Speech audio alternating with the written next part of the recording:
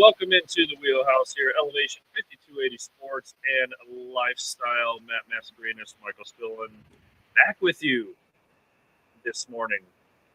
Matt, the snow is on the ground. It is gross. It is disgusting. Remember when I don't know if you experienced this when you were a kid, Matt? You used to look at the snow in the backyard or whatever, and number one, your first thought is, "All right, hell yeah, no school."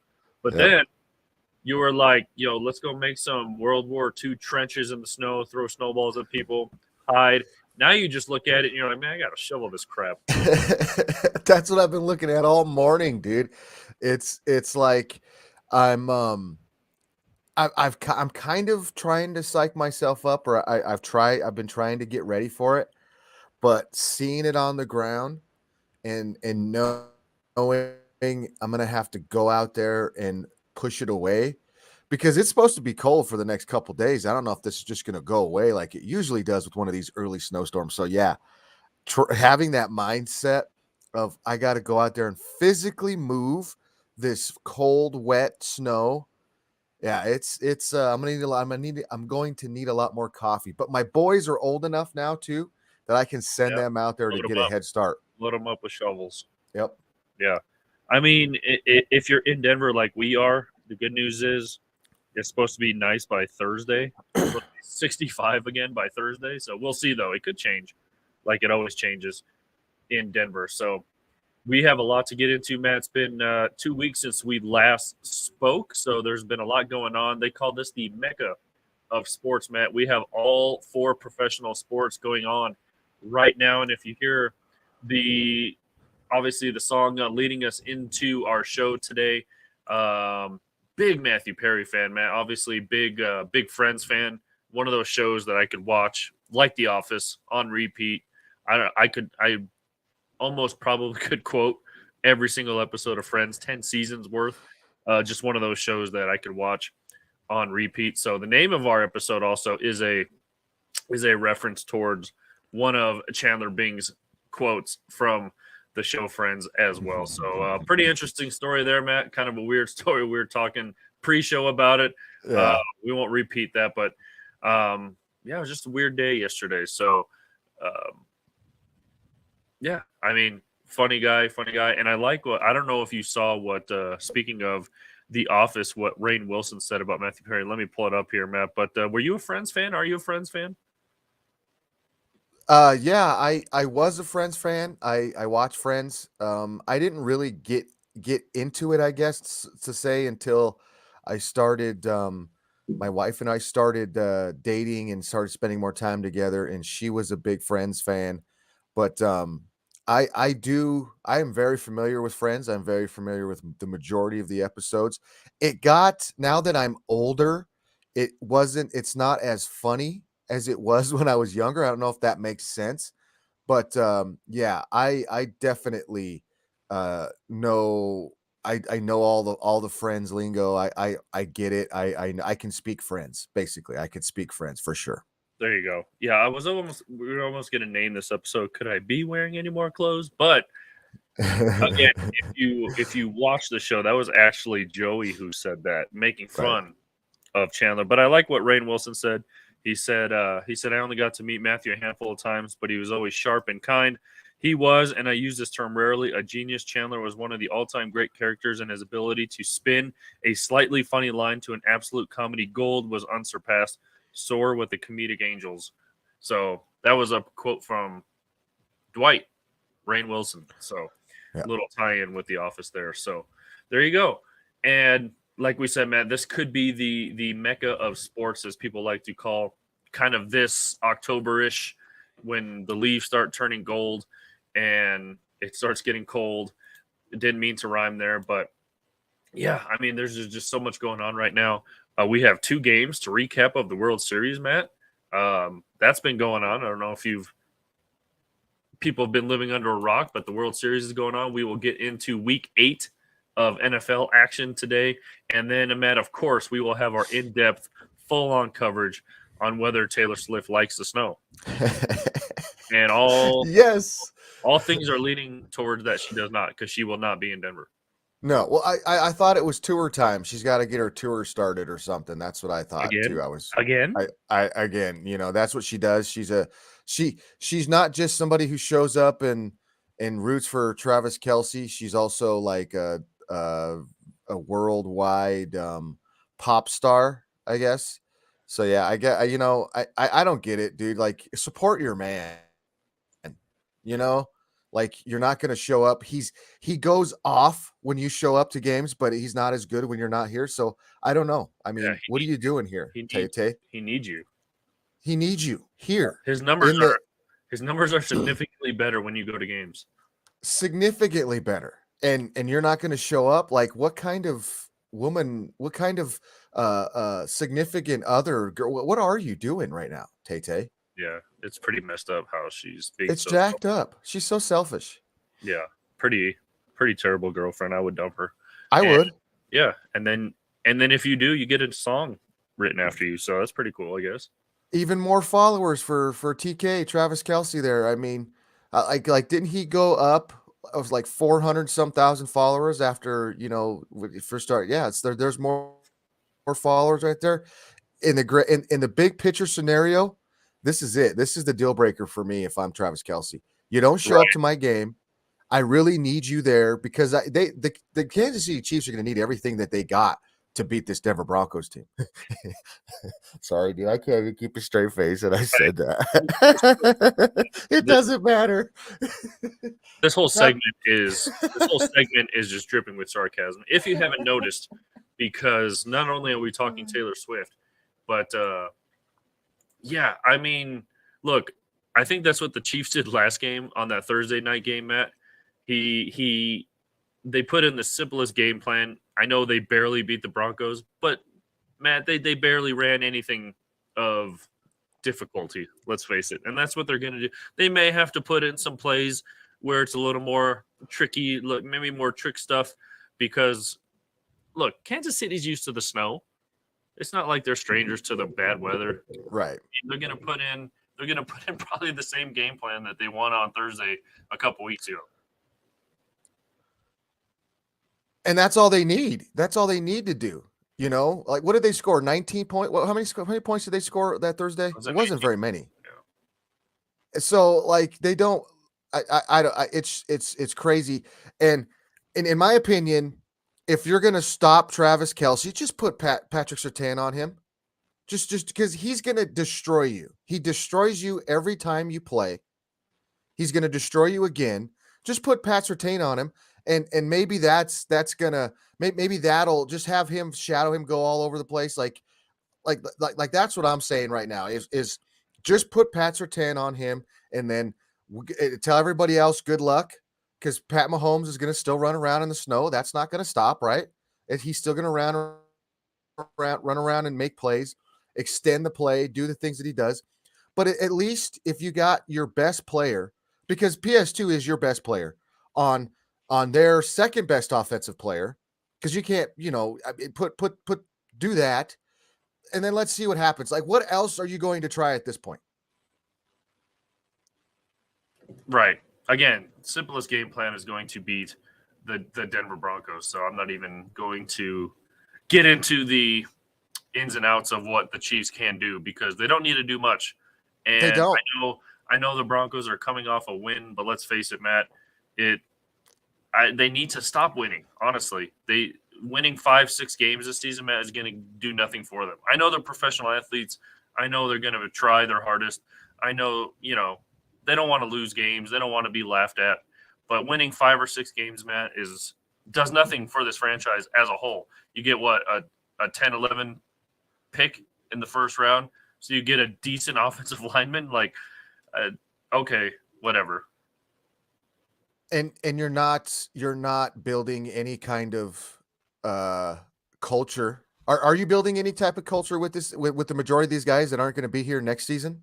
Like, don't you? I get the feeling this team's on the way to a house cleaning, a rebuild. I'm even afraid to say that, because they've been needing a rebuild for so long, and they've never done it. They just keep retooling, thinking they go buy, like, instead of a DeWalt drill, I'm gonna go get a I'm gonna go get a Vermax drill, and instead, right now they're using Robies. They're using Roby tools over there. You know, they need to upgrade the tools they got, or they need to get a different tool manufacturer. I don't know, but the way this is going, you're right. Like, I never want to say go and purposely lose or go out and try, but if you just go out and and do what you're doing now, you're gonna lose because you're not any good. So it doesn't matter. Like, you know what I'm saying? Yeah, I It's think the term that's being thrown around is collapse for Caleb. Is that the term that I, that I the state is going with? yeah, or duck for May, or something like that. I mean, there's a couple terms that are floating around out there, and I think Who's the guy from North Carolina? What's his name? Drake May, isn't it? Oh, is it May? Yeah, I And then believe so. you have the dude from Oregon, Bo Nix. I Is I that his name? I am I yeah, there's Bo Nix, and then there's Michael Like, Penix, I believe. Is it and Mike Penix, I think? Bo Nix is like 35 years old right now, so I don't know if you want to go after him. Yeah, exactly. He's a vet in this game. He would be like he'd be a good backup court, like a bridge guy. He'd be a good bridge guy to get Yeah, in there for your rookie. yeah, But yeah, I just the Broncos right now, it's so hard to look at them and to hold any kind of hope. I feel like the Rockies with the Broncos. Is that crazy? that's where we are now. It's That's crazy. But I'm happy we're basketball's back, Mike. Yeah, and we'll get into that here in a second. But yeah, I mean, if going back to Taylor Swift, and again, this is our full in-depth coverage because it's important, Matt. It's not only It's extremely important. is it important for Travis Kelce, but if you have him in fantasy, you want Taylor Swift at these games. And Mhm. again, if she doesn't like snow, then I don't think this is going to work out for. I know she's going to be in a booth 100% of the time, but it snows in Denver. The only division games that she can obviously go to is Vegas and LA. And, it snows in Kansas City. I mean, she's going to be cold majority of the time. I mean, you think there's like an argument like, babe, why don't you ever come and watch me in Denver? Why don't you ever come and watch me when it's cold?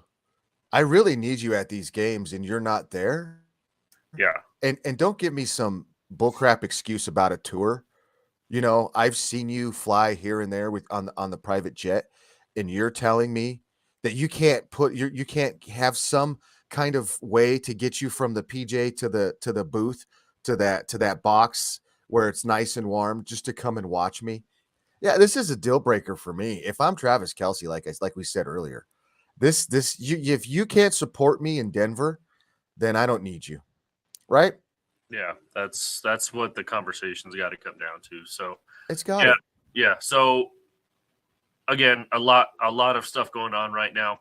Matt, we've played 2 games of the World Series. Game 1 Friday night was I was driving home from a high school football game, but I was listening to it on the radio and heard the walk-off home run by Garcia. Garcia, man, having a tear of a postseason and gets the walk-off home run in the 11th inning. So that was pretty crazy. Texas had a 1-0 series lead. And then yesterday, game 2, Matt, Arizona just all over the Texas Rangers in game 2, winning 9-1. And so they even the series up at 1 apiece. What is your initial thoughts? Because a lot of people are like, man, this would be a boring World Series. And, even people here locally in Denver were like, I'm not watching this World Series. It's going to be boring. And I was like, a lot of people were saying that about the NBA Finals last year, that it was going to be boring between Miami and Denver. Obviously, in Denver, what I'm wearing today, it was not boring for us going to opening night. Matt was pretty awesome. That looked awesome. Those rings are freaking dope. I might get a replica one. I don't know if you've seen the replica ones, by the way, Matt. You can get one for only $10,000. I mean, it's not that much. But anyway, only? yeah, that's it. Yeah, just do the PayPal pay in 4 thing, and you just make 4 easy payments of like $900 or whatever it is. It's way more than that. 10,000. 10,000 divided. I was told there would be no math, so whatever 10,000 divided by 4 is, that's what you'd be paying. But what's your initial thoughts of the World Series? Because look, I'm leaning towards Texas just because they've never won a World Series, which is hard to believe. A lot of Right. people that I was talking to, like, who are you going for in the World Series? Texas. They've never won one. Arizona already has one for a relatively new team. But yeah, who are you going for in your initial thoughts of this series? I'm rooting for Texas. Kind of, I'm rooting for Texas, but after last night, I got that underdog feeling from the Diamondbacks, and I kind of got it in game one, but they didn't play like that because obviously it took a walk off to get the win. And then last night, I watched a lot of this game. It's in my opinion, it was an exciting game. Merrill Kelly was just dealing. I think he 3-hit them. I think they got one hit later when he came out of the game, but I know he was just dealing on the mound and shutting down those Texas Rangers hitters. And then, there was there's like this underdog mentality from the Diamondbacks because a lot of people are just they didn't even have them here, right? I don't know if you watch sports entertainment shows like I do, like First Take and stuff like that. But for example, on First Take, Mad Dog said he would retire if the Arizona Diamondbacks made the World Series, and I mean and he was Is he 100% is he serious still on that. is he still is he still So yelling? So so did he not he's live up to his? it was actually pretty funny. They gave him Stephen A. and Molly Quirm gave him a lot of crap, and they said that he's now an intern since he retired. He's now an intern on the show, so they were having him go get coffee. They were really being super disrespectful to him, but he deserves it to say something like that. 9-1 last night, Arizona. This was a big game that could swing momentum going back to Arizona because I think this is a game that they needed to get that swing. Now the Texas Rangers have to find it. I think they're better overall, especially from this pitching on the mound standpoint. So I think they're going to get it done. And I think the hitters and their defense is still better, but there's still that underdog mentality from the Diamondbacks that you got to watch out for. And a little piece of me is kind of rooting for. But last night's game, Merrill Kelly was the story. He was lights out, shutting down the Texas Rangers lineup, and it was nice. And you got a lot of timely hitting. Like there was a big fourth inning. I want to say it was the fourth inning when the Diamondbacks went off. Yeah, they got two in that fourth inning. Moreno, I think, led it off with the home run, and then they got on base, and then I can't remember who else got on base, but they were able to drive in another run, have a 2-run inning, and then they just tacked on. But Merrill Kelly, like I said, was a story because he kept the score where it needed to be, and he kept those guys. They could not. There was a lot of strikeout lookings. There was a lot of those backwards Ks or however those Ks go. I can't remember if they go backwards if you look. So you know what I'm saying. Merrill Kelly was a story last night. Yeah, it is a backwards K when you go down looking, and yeah, I mean, I don't know if you heard his post game interview saying. I forgot who interviewed him. I don't know if it was. I don't know who does the interviews on Fox, but was it the guy with the bow tie? Is he the guy on Fox? Ken Rose? I don't know. Maybe it was Rose. Yeah. I think I know who you're talking about. Yeah, I didn't catch the interview, but I was watching that CU debacle too. But I would call it debacle, but we'll get to that, I'm sure. Yeah, maybe. But yeah, I mean, it was cool to hear him. He played 4 years in like Tokyo or Korea. I think it was Korea, and he said you had a long road to pitch not only to just make it to the big leagues, but to pitch in the World Series and be dominant in Game 2 of the World Series on the road, mind you, in Texas. And he said the interviewer, again, I'm not sure who it was, but he said, was this a dream? And he goes, I don't know if this was a dream at the time, but it was a long road to get here. And a lot of people, you're like, maybe a general or casual baseball fan, like, who the hell is Merrill Kelly? But yeah, dominant performance in Game 2. Game 3, we will see the likes of Max Scherzer for the Texas Rangers against Brandon Pfaadt, who Brandon Pfaadt, by the way, another rookie pitcher for Arizona, so he's getting a big Game 3 start for the Diamondbacks, and it'll be at home. So the series will shift to the desert for the first time, Matt, since 2001. Yeah. That's crazy to know that that's been that long since we've had a World Series in there. And it goes back to it reminds me about that team, that Arizona team. But yeah, I'm looking forward to that game last night, and then the way the first game ended, and then how Arizona came back. That's kind of telling me, because Texas could have went in, and this could have been opposite.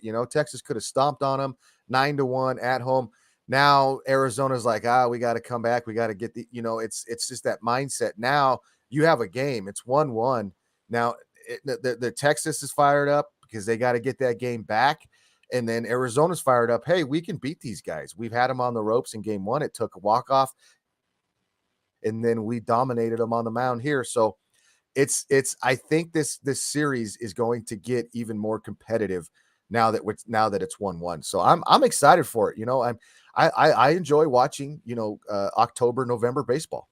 Yeah, it is going to be a close finish. I don't think it's going to be one of those 4-1 series victories or something like that. I think that it may go 6 or 7, Matt. I agree. I feel the same way. I think Arizona is they just got that, like I've been saying, that underdog mentality, and that we're always going to be looked at as coming into the season. We weren't looked at as being any type of competitive. It was I think they even I can't remember which player said this, but they said that everybody's talking about the Dodgers, the Padres, the Giants, but nobody was talking about and nobody's talking about the Rockies. Oh yeah. Sorry, I couldn't do it again. Nobody's talking about us, the Diamondbacks. So, and they came out, destroyed the Dodgers, and then walked through Philly almost in a sense. And then, I got through Philly, and then here they are with that same kind of mentality. So you can't count the Diamondbacks out to make this a series for sure. But I do have the Rangers. I do want the Rangers to win, but now it's going to be a good series, I think, and that's good for us baseball fans. Right. And oh man, I think I showed you the screenshot. I had like a 10-leg parlay. Yeah, you did. Yep. Only missed 2.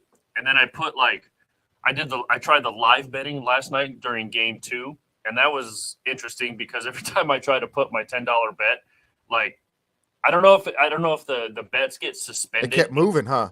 Yeah, well, they get suspended I think it's maybe in between each half inning they get suspended or something, or maybe that's when it opens. But anyway, I tried to put my $10 bet in, and it wouldn't let me because I don't know if a play happened or the odds move.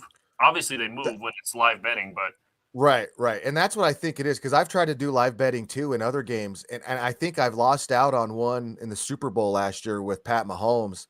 But anyway, it is odd. You have to get your timing right to nail down a live bet scenario in those. But it's fun, man. I've been getting my butt handed to me. I sent you I think I sent you a screenshot of a couple parlays. I'm just trying to build my bank up, and it's right. It's frustrating me. But yeah. I might start dabbling in some stuff today for sure. Yeah. So game 3 again of the World Series will be on Monday, October 30th. That'll be like an 8:03 Eastern time pitch. So locally for us here in Denver, it'll be 6:03 first pitch. Once again, Max Scherzer, who has had his own interesting path to another World Series, Matt.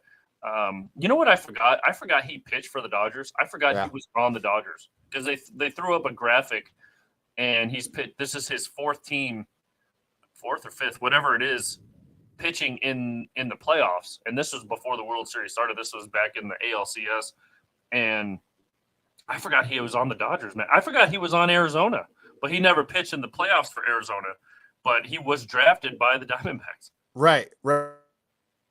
And then he moved. Didn't he go to Detroit from there? Many years in Detroit with, by the way, Justin Verlander, who he beat with Justin Verlander. He didn't. I mean, again, I guess beat is a loose term when pitchers are pitching against each other. It's not like they're going against each other. Just like 2 quarterbacks, they're not playing against each other. Their teams are playing, but you know what I'm saying. Anyway, right. So going against his buddy Justin Verlander in the ALCS, but I had forgotten he was even on the Dodgers, but he went there. Did he go there in between Detroit and Nationals, or in between Dodgers? See, was that in between the Nationals and the Mets? I think it was in between the Nationals and the Mets, because from the Mets he went there.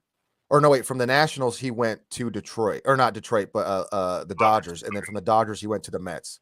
Yeah, I feel like that's his timeline. I think the Nationals, didn't they trade him at the deadline, whatever year that was, and then he was only on the Dodgers for half a year. Yeah, he wasn't there very long. He was not there very long. And then he signed with the Mets, and we all know how that happened. By the way, I thought he signed with the Mets like this last year. He was on the Mets for almost 3 full. It was 2.5 seasons. I forgot. I didn't know he was on the Mets for more than 1 year. I thought that happened this year, but Because that was the whole like, oh, the Mets, when they get healthy, they got all they stay healthy, they get healthy. And then the dude blows out his knee, or what did he blow out in the World Baseball Classic? Something. So yeah, that was the start. That was the start of the end for the Mets. Edwin Diaz was their closer. Edwin Diaz. Yeah. That was the beginning of the end for the Mets this season. And by the way, they showed the, I think it was Randy Johnson when he was like 35 years old going against Greg Maddux. They were showing this graphic. I don't know where I saw this. Greg Maddux was like 36. Randy Johnson was like 37. And this was when Maddux was on the Dodgers and Randy Johnson was on the Diamondbacks. And then in that same series between the Dodgers and Diamondbacks, there was a 20-year-old Clayton Kershaw going against a 22-year-old Max Scherzer for the Arizona Diamondbacks. So I remember I've seen that too. That's wild. That is wild. Yeah, you had two obviously pitching legends in Greg Maddux and Randy Johnson, and then you had two, I guess, future legends in Max Scherzer and Clayton. I don't know. I'm not a Clayton Kershaw fan. Again, Me I don't neither. care. Yeah, I mean, playoff time comes and he's nowhere to be seen. Yeah, so I see you. I see. I was just gonna say that he's not. He's a good regular season guy, but yeah, he's not. Yeah, I see you. Yeah, and Max Scherzer sees him too with his 2 different color eyes. So he's like a Malamute. there you go. He's a Husky. He's a Husky. Yeah. So yeah, Game 3 will be on a Monday night, and both teams looking to split the tie. And it was good for Arizona to get this one on the road too, because now they go back to the desert. I'm sure it's going to be wild in Arizona. They go and jump in the pool, so that'll be. Yeah, this will be a fun World Series, man. I think it's going to be more exciting than people are giving it credit for. I'm locked in. Like it, it took me like last night I felt like last night Arizona was just Texas. I felt like Texas was going to come in there and just, I felt like they were just going to, I wouldn't say walk over, but it was just going to be one of those things. It's only a matter of time before we start scoring runs, and then it's going to snowball, and then Arizona's not going to have a shot.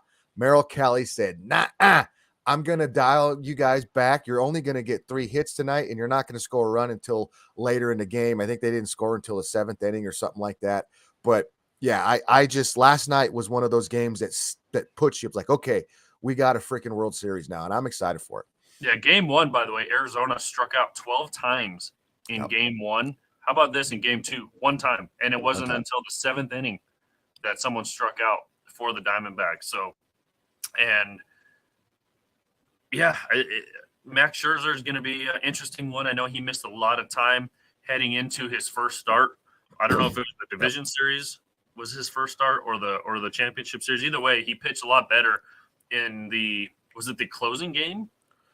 It was for the Astros? Right. Yeah, and I believe I want to say that was his first time pitching, like coming out of, because he didn't pitch because he was left off the roster in the divisional series, I want to say. And then he wasn't available there, but then he came. That was his first time being or pitching at all for the Rangers since being back for them, if I understand it. So yeah, there's a lot. I'm not going to say they're going to put a lot on his shoulders, but he could have a big impact here if he's the Max Scherzer we know he can be. Yeah, so we'll stay tuned for Game 3 of the World Series on Monday night. Both teams looking to break the tie. And as we mentioned too, Matt, we haven't got a chance to talk about the NBA, Matt. It is back. It is in full swing. here in Denver, obviously. Went to opening night last Tuesday. The banner went up, the rings were handed out, and the Nuggets proceeded to once again be the Lakers' daddy. By the way, Matt, the best part of going to that game was like with a minute left, the whole crowd chanting "Who's your daddy?" And I don't know if you've seen that; it's all over now. I don't know if you've seen Jamal Murray reaction to the crowd chanting "Who's your daddy?" and going and pointing to Michael Malone saying, "Hey, this is your fault." That's your fault, And right? it's kind of funny because nobody on the Nuggets even said that. No, And nobody was even said it was a local sports guy here, the local media guy here who said it, Matt. And the Lakers think somebody on the Nuggets said it, I guess. And Lakers have been chirping all off season. Once again, Anthony Davis is nowhere to be found in the second half.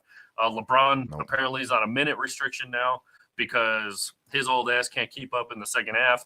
By the way, did you see that jump? Was that superimposed or did LeBron do that? on what? That he like jumped like 10 feet in the air. Did you see that? I did see that. Yeah, he can. I thought they photoshopped him. I thought they swapped photos between him and Wemby. That's what I thought that was. Is that what you thought? It looked legit to me when he did it too. I was kind of like, "Whoa, that old man can still get up." He probably didn't play the rest of the game after that, I'm assuming. That was it. That was his minute restriction. When he jumped like that, he used up 10 minutes right there. So then he's got to come out.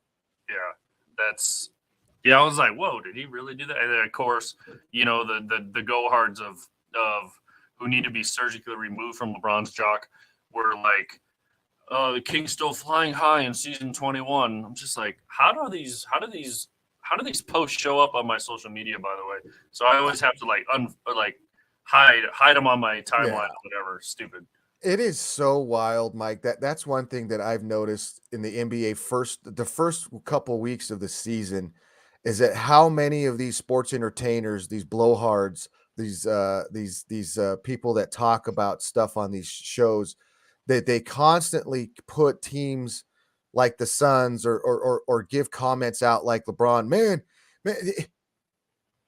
he was there. There were still like conversation about how that they were still in the game with the Nuggets there towards the end when it got to 4 points, and then Joker came back in, and when LeBron came out, and they make up so many. It's like they still don't understand what they're watching. They're holding on to what could have been or what can be or what was when LeBron was, doing LeBron James things years ago. He could still do those things now. Like, I think with LeBron, it's I ain't as good as I once was, but I'm as good once as I ever was. But how many times can he be good that one time? And how many games is that going to sacrifice for him in the future? Because that's what they're looking at with LeBron James. But just the fact that they're still looking at the Suns and calling the Suns the best team in the Western Conference when Devin Booker and Bradley Beal haven't even played a game yet, or Devin Booker played one game. Bradley Beal hasn't even played a game yet. And they're still saying that team is the best in the Western Conference, or that team can beat. Bradley Beal is doing the same things he did in Washington. And what's that? Be injured and not play. So how can you come up with that? And how can you keep saying, well, if Anthony Davis I'm done saying that. This is who we got. This is who Anthony Davis is. That's who the Lakers, if they're going to be good, it has nothing to do with Anthony Davis. It's all about LeBron James. And LeBron James is old. And he can't do the things that he did for the amount of time that he can. So the Lakers are in trouble. Yeah, and I'm not sitting here saying I watch every single Lakers game until they play the Nuggets. But, yeah, I mean, I thought they won the offseason too. I'll admit it. They made a lot of good moves. They kept key guys. I did. Yeah. Yeah, and, and Gabe Vincent looked like he did in the NBA Finals, lost and not being able to guard anybody and not making threes. I mean, he had to have missed at least 6 threes, at least. And, again, Michael Porter Jr. missed that much, but at least he had 12 rebounds. But, I mean, and the depth for the Lakers, I thought were going to be a lot better. They bring in Christian Wood. I didn't know he was that big or that tall, I should say. He looks pretty tall. Again, I'm not here watching Houston Rockets game either, so I don't know how tall Christian Wood is, but he looked pretty tall, didn't do anything. Again, Anthony Davis, what is today, the 29th? He only plays on even days, so I hope I hope the Lakers don't play today because he will not be there. No. By the way, I saw this meme. It said Anthony Davis is like the McDonald's milkshake machine. You're only gonna get it sometimes. It's only And that's 100. That's so freaking true. And it's yeah, the Lakers, man, they're not a good, but they're not good. They go as LeBron James goes because that's the only guy that can go on that team. AD is AD. You're not going to get what you expect of him. He's not going to show up and do the things that you expect him to do. But he's a rich man's version of Nene. That's what he is. That's exactly what he is. And I mean, it's just mind-boggling that there's so many people that will point to this Lakers team and call out. And I thought Austin Reeves was going to be better than he is. He looks like he looks like he did with Team USA. I mean, it's the Lakers are in trouble. Yeah, I was just gonna bring up Austin Reeves, and look, they put his face on they put whatever on the jumbotron or whatever. And I was like, man, this dude has a very, very punchable face, but he's actually Very punchable. But he's actually the one guy on the Lakers I don't mind. I don't know what it is. Maybe because he's maybe like a little bit of an underdog story. Undrafted. Yep, undrafted. I mean, he chose to be undrafted. I don't know if you've seen. Go watch the All the Smoke? Yeah, Smoke podcast with Matt Barnes and oh man. His name's escaping me now. Oh, Steven Jackson? Steven Jackson. Very good podcast, by the way. It is a good one, yeah. He was on that podcast saying, I kind of chose to be undrafted so I could land in LA. So I don't know how him and his agent kind of twisted the draft a little bit to be undrafted because he didn't want to go to all the teams that were before, stuff like that. So right. Undrafted for Austin Reeves has a little bit of an asterisk by it, but yeah, he's got a cool story. He does, and I was down with him. Like last year, in my opinion, I was more scared of him shooting the ball at the end than LeBron James, because there's just something about him. He's got that killer. He's got that Larry Bird-esque look, and it's not because he's a white guy. He's got the Kobe Bryant, the killer mentality. He's got the killer mentality. Yeah, I get that feeling from him.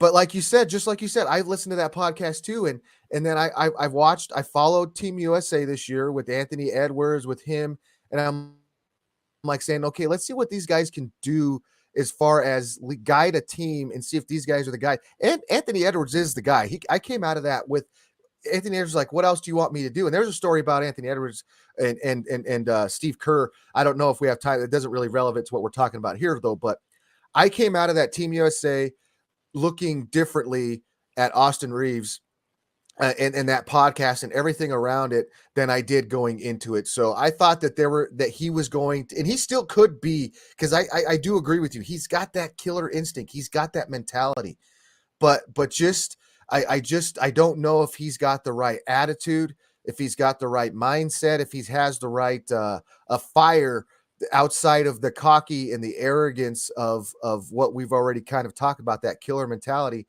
But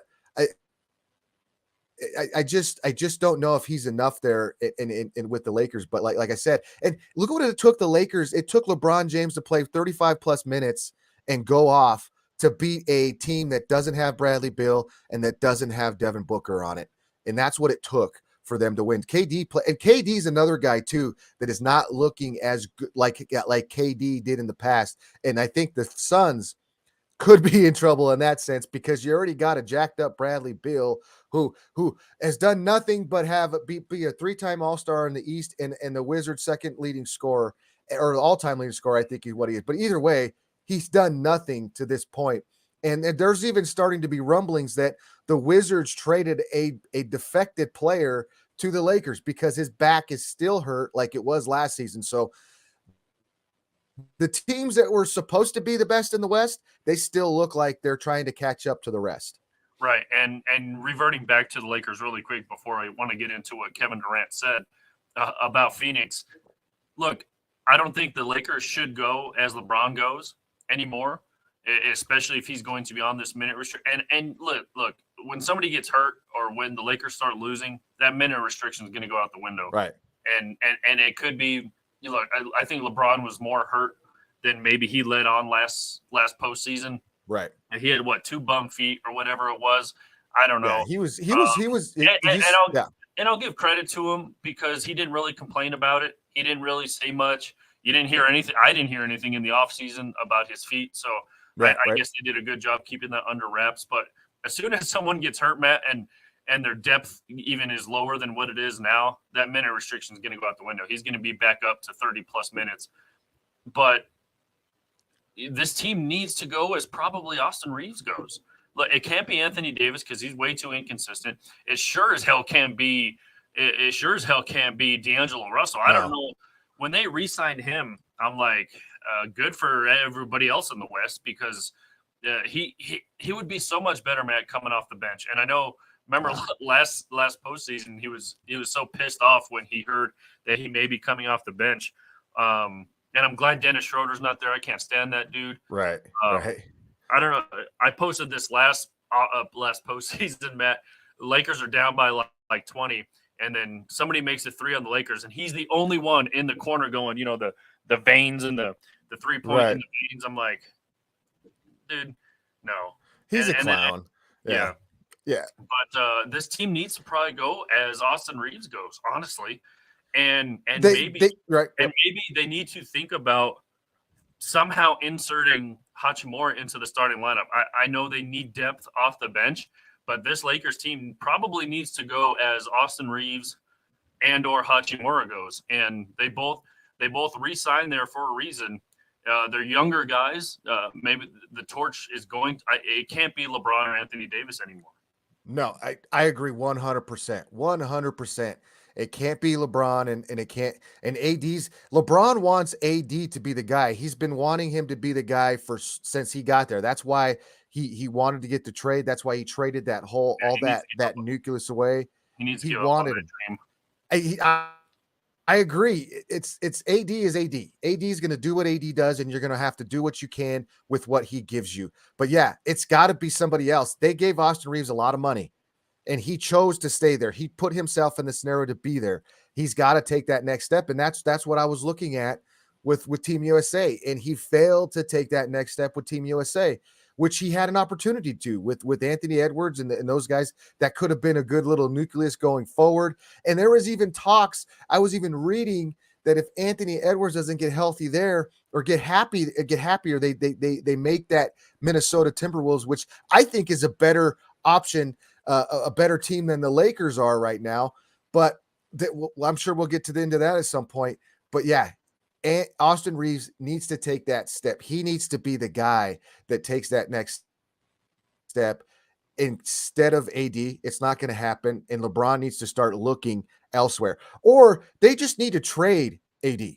I saw somebody talking about trading AD, and I think that could be a very good option as well. If LeBron James wants to win with the Lakers, wants to have another shot at another championship, it's not going to be with the team they have now. They're going to have to make some changes, and the AD might be the guy. Or LeBron wants out. LeBron needs to get out if he wants to win another championship, because the way this team is playing and going, they're not going to win another championship with Denver, their quote-unquote daddy, sitting there, and it's in their head. Like, you watch these guys, because I watched, they got it within, I think it was like, I want to say it was within 5. And then Joker comes down, splashes that 3, and you could just see him, just everything. I know you were there live, but on TV, you can see the life just get sucked. Like, oh, here we go again. He's going to do this every single time. And if it's not Nikola that's going to do it, it's Jamal. And what a lot of people what all those analysts and the sports entertainers aren't talking about is what the Lakers or what the Nuggets do to the Lakers. The Lakers or the Nuggets live inside the Lakers' head rent free. The Lakers aren't going to beat the Nuggets this year because they can't get over it mentally. 6 games in a row, the Nuggets have beat the Lakers, going back to last season, regular season, and the playoffs, and including this year. So there's a big hump there from the Lakers and the Nuggets that I'm not going to call it a rivalry, because it's not competitive. It hasn't been competitive in 6 freaking games. So there's a lot of work that the Lakers need to do, but I don't think it's there. If the Nuggets, if we're looking at the biggest threat to the Nuggets. I don't think it's the Lakers. It might even be Memphis. Hell, that the game we saw on what was that, Thursday night or Friday night? It might even be Memphis. So the Lakers ain't it this year. It ain't happening. Well, and I hope the Lakers are the Nuggets rivalry. And again, I kind of like the chatter between these guys. Again, none of the chatter has really come from the Nuggets themselves. It's been the media in Denver who has been the chat, and the media is the one who dubbed the Nuggets the Lakers' daddy. So again, I hope it becomes a rivalry because, I mean, there needs to be some sort of hate between some kind of teams to get a good rivalry, and we saw it with, again, staying local with the Avalanche in Detroit, and then the NHL was like, screw it, we're going to put Detroit in the East and screw up everything. So there goes that. But there needs to be some good rivalries and some good chatter between teams. By the way, they were in the pregame warm up at the SAC. They showed LeBron James on the big screen, and everyone's booing him, whatever. And then of course what he does. He acknowledges the crowd, by the way, which just shows you that he's probably whatever. I don't know what that means. But of course, he subsequently puts his crown on after people were booing him. I'm like, dude, you can't acknowledge it. You just lost the game right there. Right. I know you feel confident putting your crown on, but you can't acknowledge a crowd like that. Right. No. And LeBron still thinks he's LeBron from 5-6 years ago. 7 years ago, maybe even if you want to go further than that he can just turn it on. He can turn it on, but he's got he doesn't have as much time as he had before. When it's on, it's going to turn off, and it's not because he doesn't, it's not the same thing. So until LeBron and the Lakers understand that it's not the same anymore, because that's what they felt like. Like I guarantee me and Bron, AD's, I'm sure you've seen it. We've been talking. Yeah. We've been talking. Talking about what? It doesn't look like you guys. What are you guys? AARP retirement funds. What are you guys talking about? Because the way it looked, they were up 18 points so fast in that game. It was like, what are you guys doing? And that was with AD playing in that first half. Yeah, I mean, if he did what he did in the first half, if he did that in the second half, Lakers would have ran away with that game. Yeah, because there was a point there, that they could have, but they can't do it. And I think the Nuggets have a different mentality going forward. Like you can't just like there's things that I saw the Nuggets do in both games that they've played where this isn't the same. This isn't last year's Nuggets team. This is even the last year's Nuggets regular season team. There's a different sense. There's a different aura about what they can do on the floor and their confidence level. And who they've beat already, it's just the things are different. The mentality is different, and the Lakers are going to have to do a lot more to beat this team this season. Yeah, so we will, as the season progresses, we'll get into more of that. But I will say this as we move on: they need the defending champion Nuggets need that kind of Reggie Jackson, by the way, because he is going to be your backup point guard.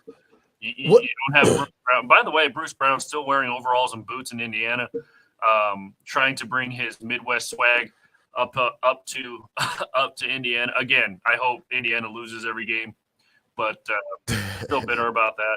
Although I'm getting over it, man. I'm getting over it now that the season has started. The Nuggets changed that guy. The culture here in Denver and all that changed that guy. I think he's even talked about how he likes country music now. He likes to wear those clothes. So yeah, I mean, the fact that he can still do that, but back to what you said with Reggie Jackson. Oh boy, if he's that guy, because remember how long it took Brown a little bit to kind of get ramped up and to get to the guy he wasn't. It took him a little bit to get there, and then you see what Zeke Naji did. He came in and he played big minutes at the big, and he was able to guard multiple positions. If that's the case, man, when Joker goes out.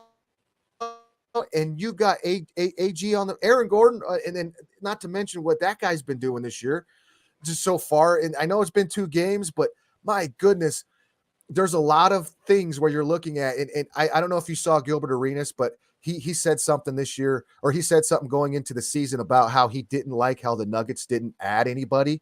They didn't make any signings. They didn't sign anybody, so I don't think they got better.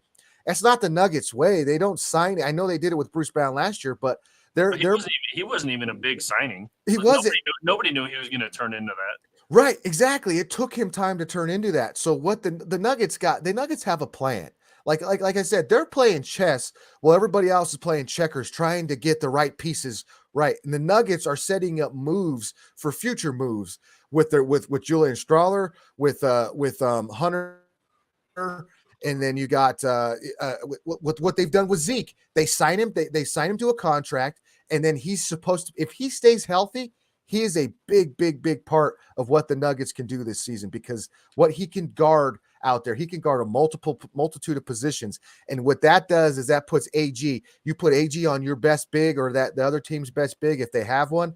And oh my God, there's just so many things that so far what we've seen. I'm happy. I'm happy. And staying in the West, going back to Phoenix, and I want to get to these Kevin Durant comments, because he said you can't guard all of us at once. Speaking about, well, they're not on the floor. Yeah, of course we can't guard all of you at once. None of you play together at the same time. Again, you mentioned Bradley Beal has missed all 3 games already, 4 feet. By the way, Lakers lose to the Nuggets, and then they go out and beat Phoenix with Kevin Durant and Devin Booker. Or did Devin Booker miss that game? Devin Booker missed that game. I thought he missed that game. He played in the first game. He was a big part of the reason why Phoenix won the first game, but he set that game.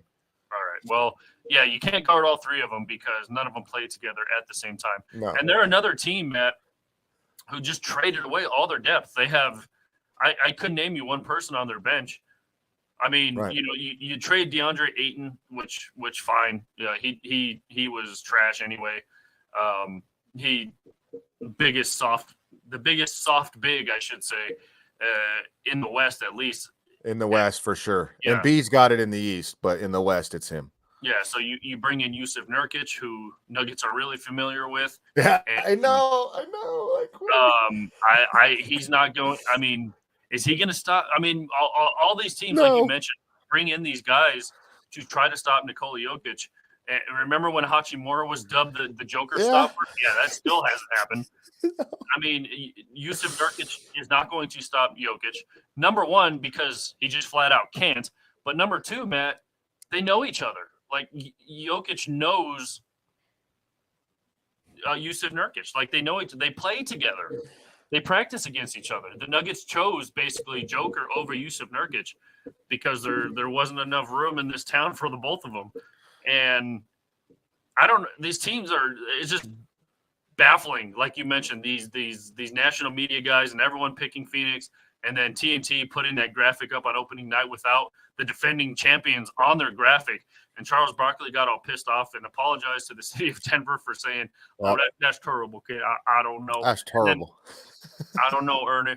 And, yeah, I mean, again, I'm not even mad at it like I was last year about the national stuff. I'm just laughing now because they won. So we have the last laugh. It's so like you said it. There's when they got the Suns, they got Nurkic. There was people on Twitter or on X, and there was commentary. There was analyst, I guess, however you say that word. I'm not too sure. Depends. You can say it in different ways. That they were saying, "Oh, watch this pick and roll now with Yusuf. Watch how Yusuf puts the body on Joker." And it's like, you guys, you didn't watch what Joker did to this guy in Portland. You didn't watch how they said, "Nah, we're gonna pass on Yusuf and we're gonna go with Nikola and trade him within our division to a different team." I mean, it's crazy how they keep thinking that these players and you just put them in when Joker's already destroyed them. Joker's already turned these guys inside out. Yeah, by the way, another guy who could not stay healthy with Portland. Right, exactly. He was hardly ever on the floor. So now you're going to have Bradley Beal out at any time. You can have Devin Booker out at any time. You can have Kevin Durant out at any time. And you can have Yusuf Nurkic out at any time. And who does that leave? Grayson, does that leave the Dookie? What the hell is his name? I'm forgetting his name Grayson now. Allen's on Phoenix now, isn't he? Grayson Allen, yeah. Does that leave Grayson Allen running everything there? Jacob Jacoby, or is that his name? Jacoby. Yeah, Okobe. Yeah, I know. Yeah, it's Okeechobee. No, that's a lake. Lake No, Okoboji. Yeah. like what? It's something like that. Like you're gonna depend on these guys because Again, Phoenix zero is depth. never Zero there's depth. there's nothing there, and Phoenix is never going to be 100% healthy because of the people who you have there. You already went through it with Chris freaking Paul. I mean, I just don't understand. And then now there's even throwing out that they're looking at the Dallas Mavericks. They don't play defense. I would pick the Warriors over the Yes, Lakers or the Suns right now. And it could right, change, but right now, yeah. now. And Draymond Green hasn't even played. I agree.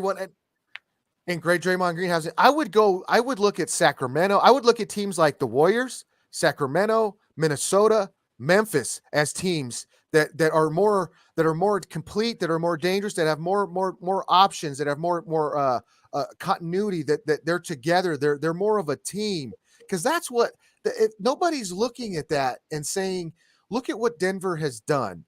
I mean, I wouldn't say nobody. There's people that are saying it, but look at what the Nuggets have done and how they've done it the right way. They got continuity. They have a culture there.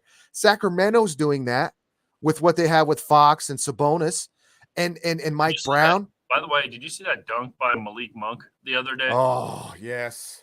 Yes, I did.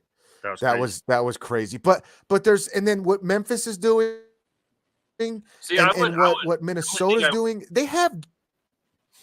The only thing I would disagree with about Memphis is I would say that when the gun-toting cowboy of the West comes back, right, Ja Morant, I would put Memphis in that category when Ja comes back. But right now, I don't know if Marcus Smart running the point, that seems a little odd to me. It's not what he's supposed to do. Yeah. And then you got what Jaren Jackson, like Najee one-on-one him up. There's pieces there. Peyton Swatson, by the way, dude. Yeah, he's gonna be a bigger part of that too. By the way, did you see what George Karl said about the Lakers the other day? Yeah, he said, quote, Lakers fan always hype their championships, but the truth is they all happened pre-ABA merger and as a direct result of four icons, Magic, Kobe, Kareem, and Shaq. In the last 15 seasons, the Nuggets have the same amount of rings as the Lakers. 20 bubble rings don't count. I know. And then, of course, this Lakers page says, calm down, ringless. Which, again, touche, I guess. But,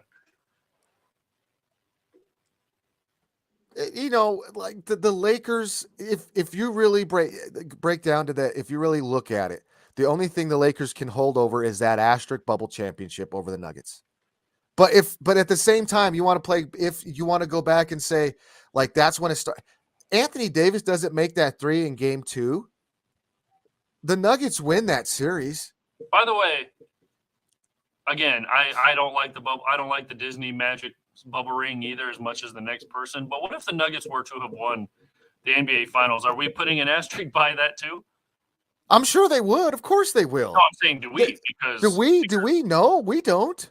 But I'm saying, no, we don't. I know what you mean. Yeah, I know what you mean. We're always going to discredit the bubble ring. But what if the Nuggets won the bubble ring?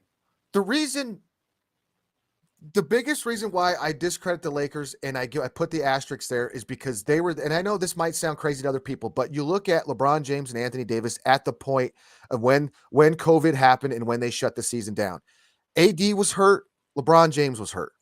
Those two guys, which is the common theme for that Lakers team since LeBron and AD has been there, they've always been hurt. Who's going to benefit more from a 3-month break of not playing basketball than the Los Angeles Lakers with LeBron James and Anthony Davis? They got healthy. They got better. They were able to sit back. The wear and tear, everything was done, was over. They didn't have to worry about that anymore. Yeah, I know everybody else set out too, but who benefited more from it than LeBron James and Anthony Davis? They got healthy. They got better as far as health-wise go, like I said. And so they were better to go. They were easier. It was easier for them to go in that run. They were all ready to go. Everything was such a controlled environment there. Who's going to benefit more from that kind of environment than those two guys? That's why I put the asterisks on it, because those guys benefited from being out for 3 months, and all they had to do was show up and play basketball in a bubble situation. LeBron James was do you remember this quote too when he was slamming the accommodations? We can't do anything. We're here. We can't go anywhere. Our families aren't here, blah blah blah. And then I think it was Enos Cantor, I think it was, or it might have been, no, it might have been Steven Adams. It was another player that came out and said, "This is awesome. We don't have to do any." Like he totally contradicted what LeBron James said. So no travel, no opposing crowd. Right, exactly. There's so many things that they benefit from that they benefited the most from in that bubble situation. So that's why for me personally, that's why I put the asterisks on them. By the way, did you see one more basketball point here before we move on to the NFL? Did you see Minnesota, the Miami Heat were in Minnesota last night, and for whatever reason, Kevin Love and Jimmy Butler did not dress, and they said they did not play because of rest. I'm like, dude, it's 3 games into the season. Like, you need rest already? Like, aren't teams supposed to be getting fined now for load management? Did you whatever it is? Yeah, did you see how the NBA was investigating Philadelphia for James Harden? Yeah, well, they didn't let They were investigating him. They're like, yeah, you can't get on the plane, bro. And right. If I was Philly, though, I would stand pat, dude. I'd be like, we're not trading him. Like, he wants to whine and complain and go whatever team he wants to. We're not trading him. And did you see one of the best sports entertainers in the game, Kendrick Perkins, come out and suggest that the Lakers trade for? I'm like, yes, do it. Please freaking do it. Trade all these assets that you have. Dysfunctional assets. That are good. Dysfunctional assets, but you have these guys. Trade them away. So now you bring in James Harden. Oh, my God. I don't think he would mesh well with the Lakers at all, by the way. No, hell no. No, they were better off with Russell Westbrook than they are with even D'Angelo Russell. And Russell Westbrook is that experiment with the Clippers is starting to wear thin already with 2 games in. Did you see Russell Westbrook and Kawhi Leonard? He did a lot better with Russell Westbrook did a lot better on the Clippers when Kawhi and Paul George were hurt. Paul George maybe not as much, but Kawhi is, I guess, undoubtedly or unspokenly the leader of that team, I would say. But right. Unspokenly is right, because that dude never says anything. Yeah. And he whatever that laugh was. Did you see the last play of the game? I think it was last night or the night before. Russell Westbrook got the offensive rebound, turned around and airballed literally like a 16-footer, and Kawhi Leonard just like slapped the floor. But Kawhi Leonard just like shanked a 3. Like, do you really have? I mean, whatever. But Russell Westbrook plays a lot better without. And these are the teams that are supposed to that are better than the Nuggets, Mike. These are the teams that are supposed to challenge for the Nugget. When you don't, it's so crazy that the mindset that these sports entertainers have out, and I'm calling them sports entertainers. I'm not calling them analysts. I'm not calling them anything, because they're out there to entertain sports through sports. And that's what they do is they hold since this guy's a 4-time All-Star, he's going to make this team absolutely better. All-Star games and being an All-Star is totally different than winning championships. I just believe that, and it drives me crazy that that's the narrative. Anytime these guys get traded or moved to different teams, and the age of the super team is dead. The big 3s are dead. I mean, it's just not going to happen anymore. The East is moving on from it with teams like Detroit. What Detroit's doing there, they're trying to build continuity with Cunningham and stuff like that. The West is moving on from it with teams like Sacramento, and you're gonna see the Warriors do something too. I think Klay Thompson is going to get traded. There's something going to be happening with the Warriors. Houston's trying to get better with the different culture there. Things are going to change. Right. So we will see what happened. But yeah, and then Jimmy Butler subsequently blows some kisses to the Minnesota crowd there. He hated being in Minnesota, man. He absolutely hated again, it. Listen to the All the Smoke podcast. Yeah.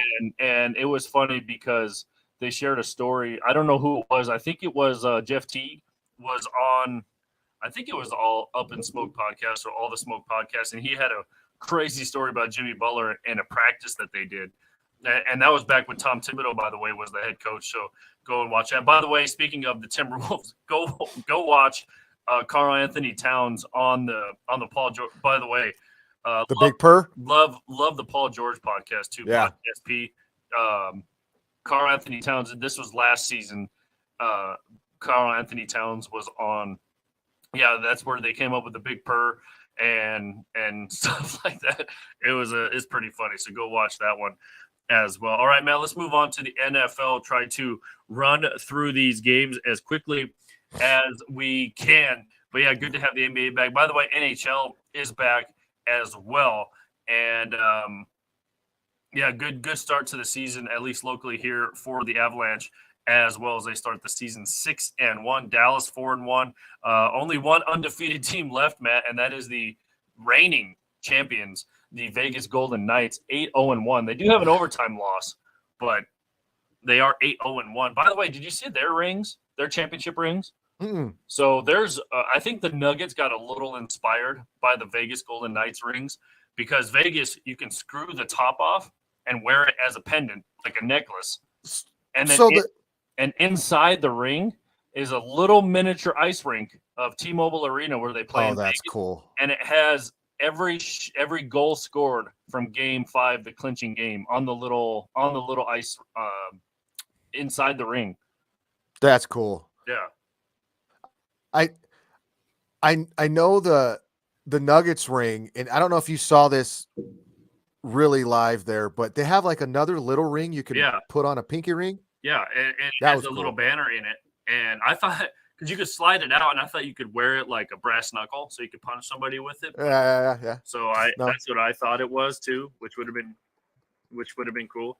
But yeah, cool. I think they got a little bit inspired by the Vegas Golden Knights ring, and it's pretty cool to see.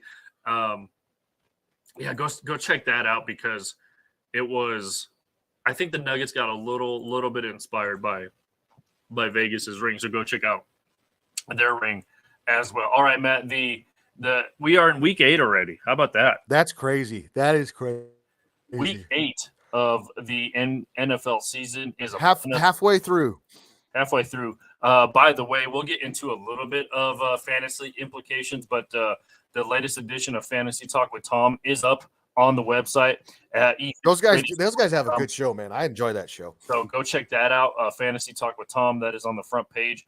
Between the Lines with Kim Becker, her latest episode is up on the site as well. So go check all of that out on our front page. Undrafted, Uncensored, by the way, is doing live shows now. They figured out the old yard goat. The old yard goat. So they will be doing live shows now. So sweet. You got that as well. I'm going to pull up this Vegas Golden Knight ring, by the way, really quickly here, Matt, just to show you. Here you go. Look at inside the ring. You can wear it as a pendant right there. And then inside you can see the little miniature ice rink, and then the little black dots on the ice rink are the goals scored in the clinching Game 5 for the Golden Knights. So I thought that's cool.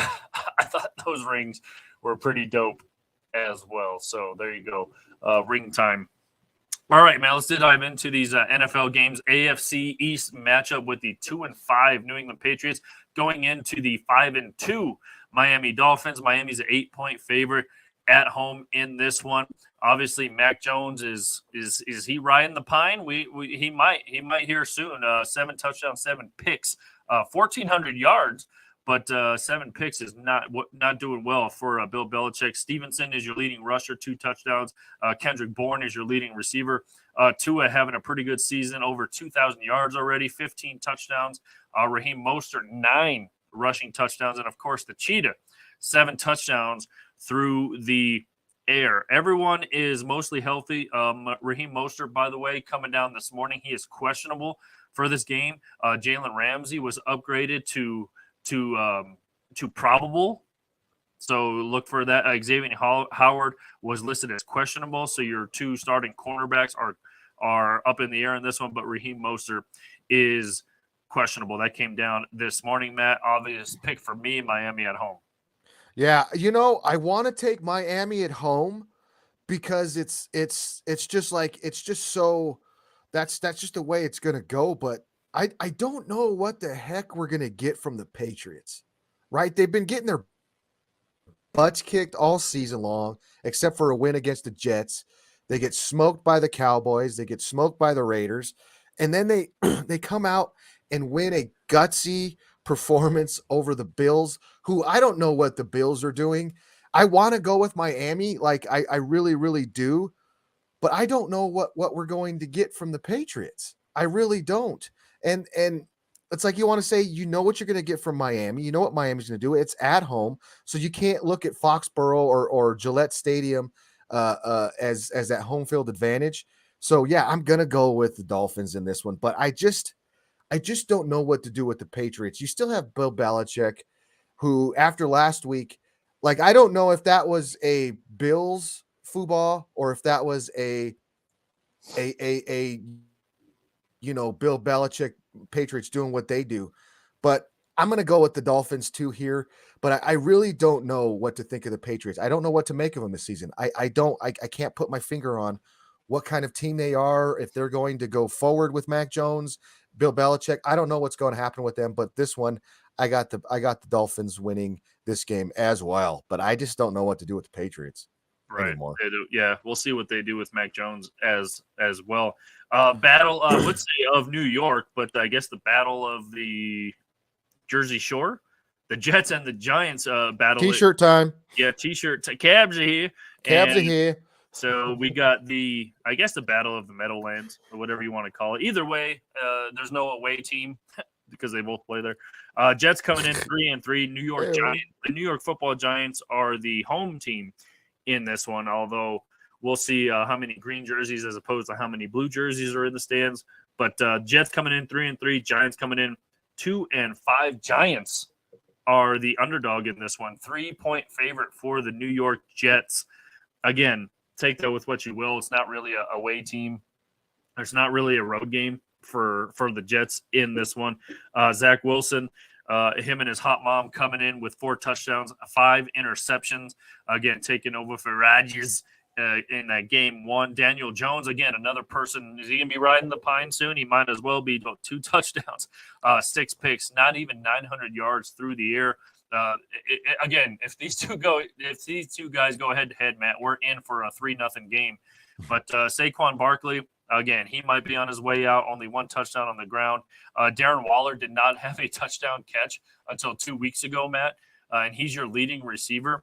Garrett Wilson is your leading receiver for the Jets. So, again, fantasy-wise, I don't know how many players I'm touching. The names look good, but none of these guys are getting the touches they should be with the quarterbacks that they have. Looking at the injury report, Darren Waller, by the way, a couple of days ago, he is questionable in this one. Randall Cobb, questionable. Again, Randall Cobb is only owned by 39% of ESPN leagues, so I don't know how many people are looking at him anyway, especially without Aaron Rodgers throwing him the ball. Mm-hmm. So that's what you got there, Matt. Again, Jets are 3-point favorites. I was going to say Jets on the road, but they're both at home. I'm going to go with Jets at home in this one to beat the Giants. I got New York winning this game. There you go. So we're just gonna go with that. I also have New York. I also have New York losing this one. You got New York losing. I got them winning. So we'll see where that shakes out. I got the Jets going, and I just because I think the Giants are in shambles. I mean, last year we were praising what Dayball was doing there. Blah blah blah. He's the best, and then they go and throw all the money at the quarterback who's hurt. And I think Tyrod's playing this game. Is Tyrod going to play this game? Daniel Jones isn't on the. Oh yeah, he is out. Sorry, he was ruled out yesterday. Sorry, so he was ruled out yesterday. Yeah. so Tyrod, you might be better off with Tyrod anyway. You might be better off with Tyrod. This whole team goes as Saquon goes, and I don't know what the hell Saquon's going to do as far as the Giants side of things. Slayton. I don't even if he's usually one of those options where you could throw the ball. Darren Waller's a good option. I had some fantasy football implications with him last week that helped me, but other than that, I got the Jets. I think Zach Wilson is getting destroyed I don't know if unceremoniously is the word to use, but unfairly, I think he got tore up because he went on vacation with his.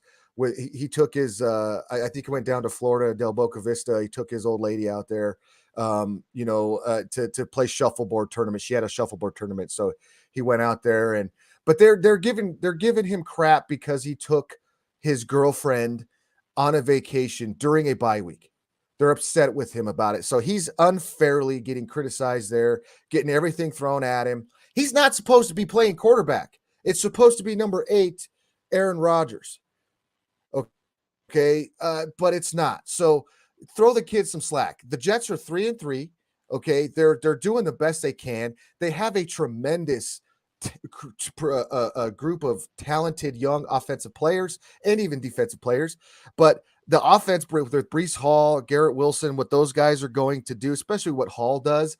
If it's not the Denver Broncos, he's not as good, but still he can still do things that are incredible. So I got the Jets winning this game, and start all your Jets on offense and roll from there. But yeah, it's just crazy. I think it's unfair for the criticism that Zach Wilson's getting. All right, another early game here. AFC matchup: the 5-2 Jacksonville/London Jaguars going up against the Pittsburgh Steelers, coming in 4-2. Maybe a surprising 4-2. Pittsburgh at home. Jacksonville is a 2.5-point favorite on the road. Trevor Lawrence having a decent season. 1,600 yards, 8 touchdowns, 3 picks. Kenny Smallhand Pickett, 5 touchdowns, 4 interceptions, 1,200 yards through the air. Najee Harris has only found pay dirt once. ETN Jr. has found it 7 times. Christian Kirk is your leading receiver. Captain Kirk, 3 touchdowns through the air. And Pickens, not Pickett, Pickens is your leading receiver for Pittsburgh. 2 touchdowns through the air. Everyone relatively healthy on offense. Trevor Lawrence came down this morning as questionable with the ribs, so keep that in mind. He is owned, by the way, Matt, 96% of ESPN leagues. Pretty high for Trevor Lawrence. You're one of them. So he is questionable, so keep an eye on that. Game time decision. Everyone on offense is healthy for the Pittsburgh Steelers. Cameron Hayward is on IR. Joey Porter Jr. is questionable, so keep all that in mind as well. If you have Pittsburgh's defense, Pittsburgh's defense is owned by 54% of ESPN leagues, so keep that in mind as well. I want to go with Jacksonville in this one, Matt. I guess it all depends on the health of Trevor Lawrence. As we all know, NFL teams go as their quarterbacks go. Mm-hmm. I'm going to go with Pittsburgh at home, kind of break the trend. My heart wants Jacksonville, but again, maybe it just all depends on Trevor Lawrence. If he's good to go, my mind may switch at kickoff. But I'm going to go for right now. I'm going to go with Pittsburgh at home.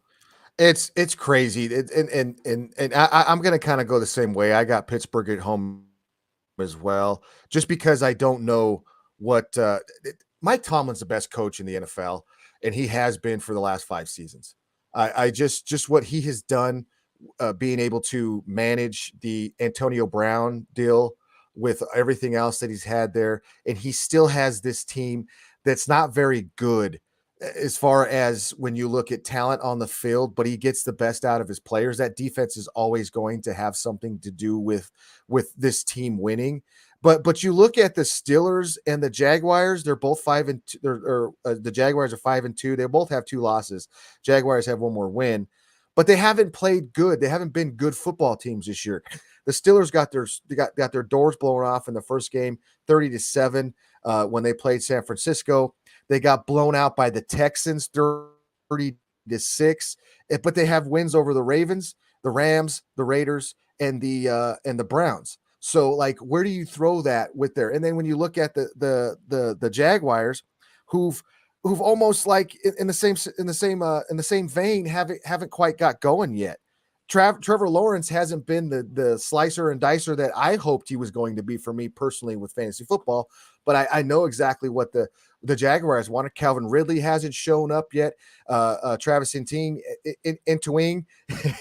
as always has been the main focus and the mainstay in this offense for the Jaguars. So I think that's going to stay the same today, but I just feel like it's an early game. It's probably going to be cold in Pittsburgh. I don't know what the game time temp's going to be if it has it here for us, but I got the Steelers just because of what that team represents and the culture there. And I just haven't seen the Jaguars fully take that next step into being one of those teams you can count on. So I just, yeah, that's just what I'm hoping they do. I mean, Kirk, but I thought Ridley would be more of a contributor this year and better. I just thought, yeah, I know they're 5-2, but it doesn't look like a 5-2 season or a 5-2 record of what the I just don't have any confidence in them. But I got the Steelers winning this one. All right, another early one here as the 4-3 Atlanta Falcons go into the 2-4 Tennessee Titans. Desmond Ridder, okay season, I guess, for a young guy, 1,600 yards, 6 touchdowns, 6 picks. Ryan Tannehill, again, another veteran guy. How long is he going to make it as the starter with what they got on the bench? By the way, he is out, so he's not even going to play in this game.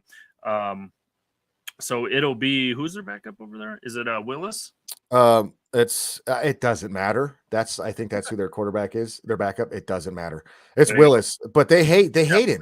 The Titans. Yeah, they hate everybody. They hate everybody. They hate all their quarterbacks. They hate Derrick Henry too. He has 3 touchdowns on the ground. DeAndre Hopkins, again, where a receiver's career go to die in Tennessee. Somehow he's still their leading receiver. London is the Falcons' leading receiver, 2 touchdowns. Bijan Robinson, 404 yards, has yet to find the end zone. For Atlanta. Again, everybody relatively healthy on the offensive side. Ryan Tannehill's only owned by 42% of ESPN leagues anyway, so go ahead and throw him out there.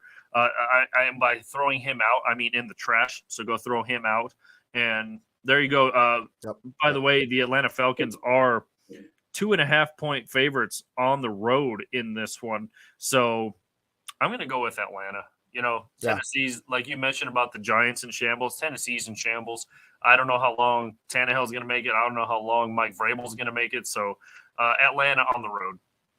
I agree. I got Atlanta on the road too. Atlanta's a sneaky team that is winning they're winning football games, but they're not doing it like overly impressive. They're just doing what they have to do to win football games. And I agree. Tennessee's in shambles too. Like, why did DeAndre Hopkins go there when there's nobody that can throw him the ball? I don't know how much money he made. Could he have got more money somewhere else? Definitely could have been in a better situation somewhere else.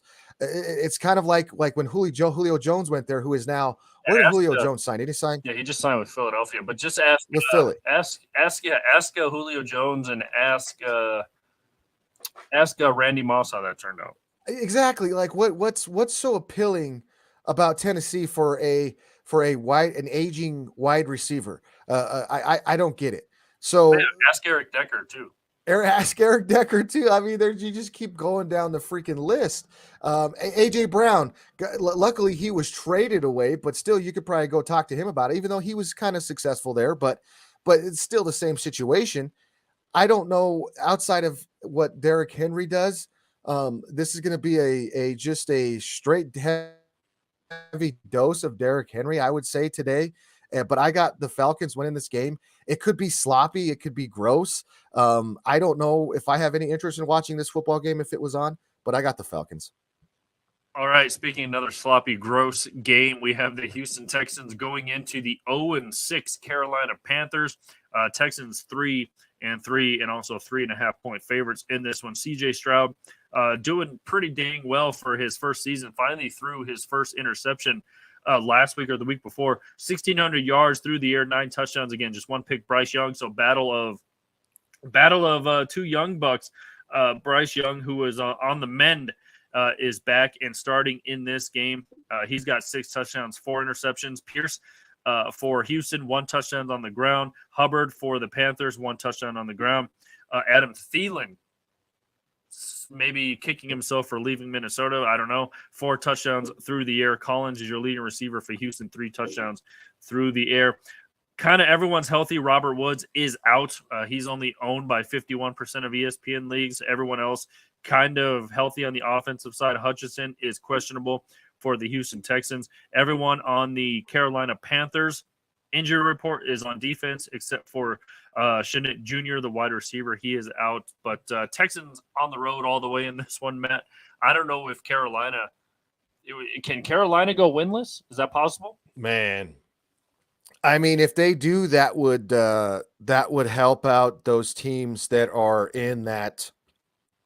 The Chicago Bears, the Denver Broncos. We need a number one quarterback because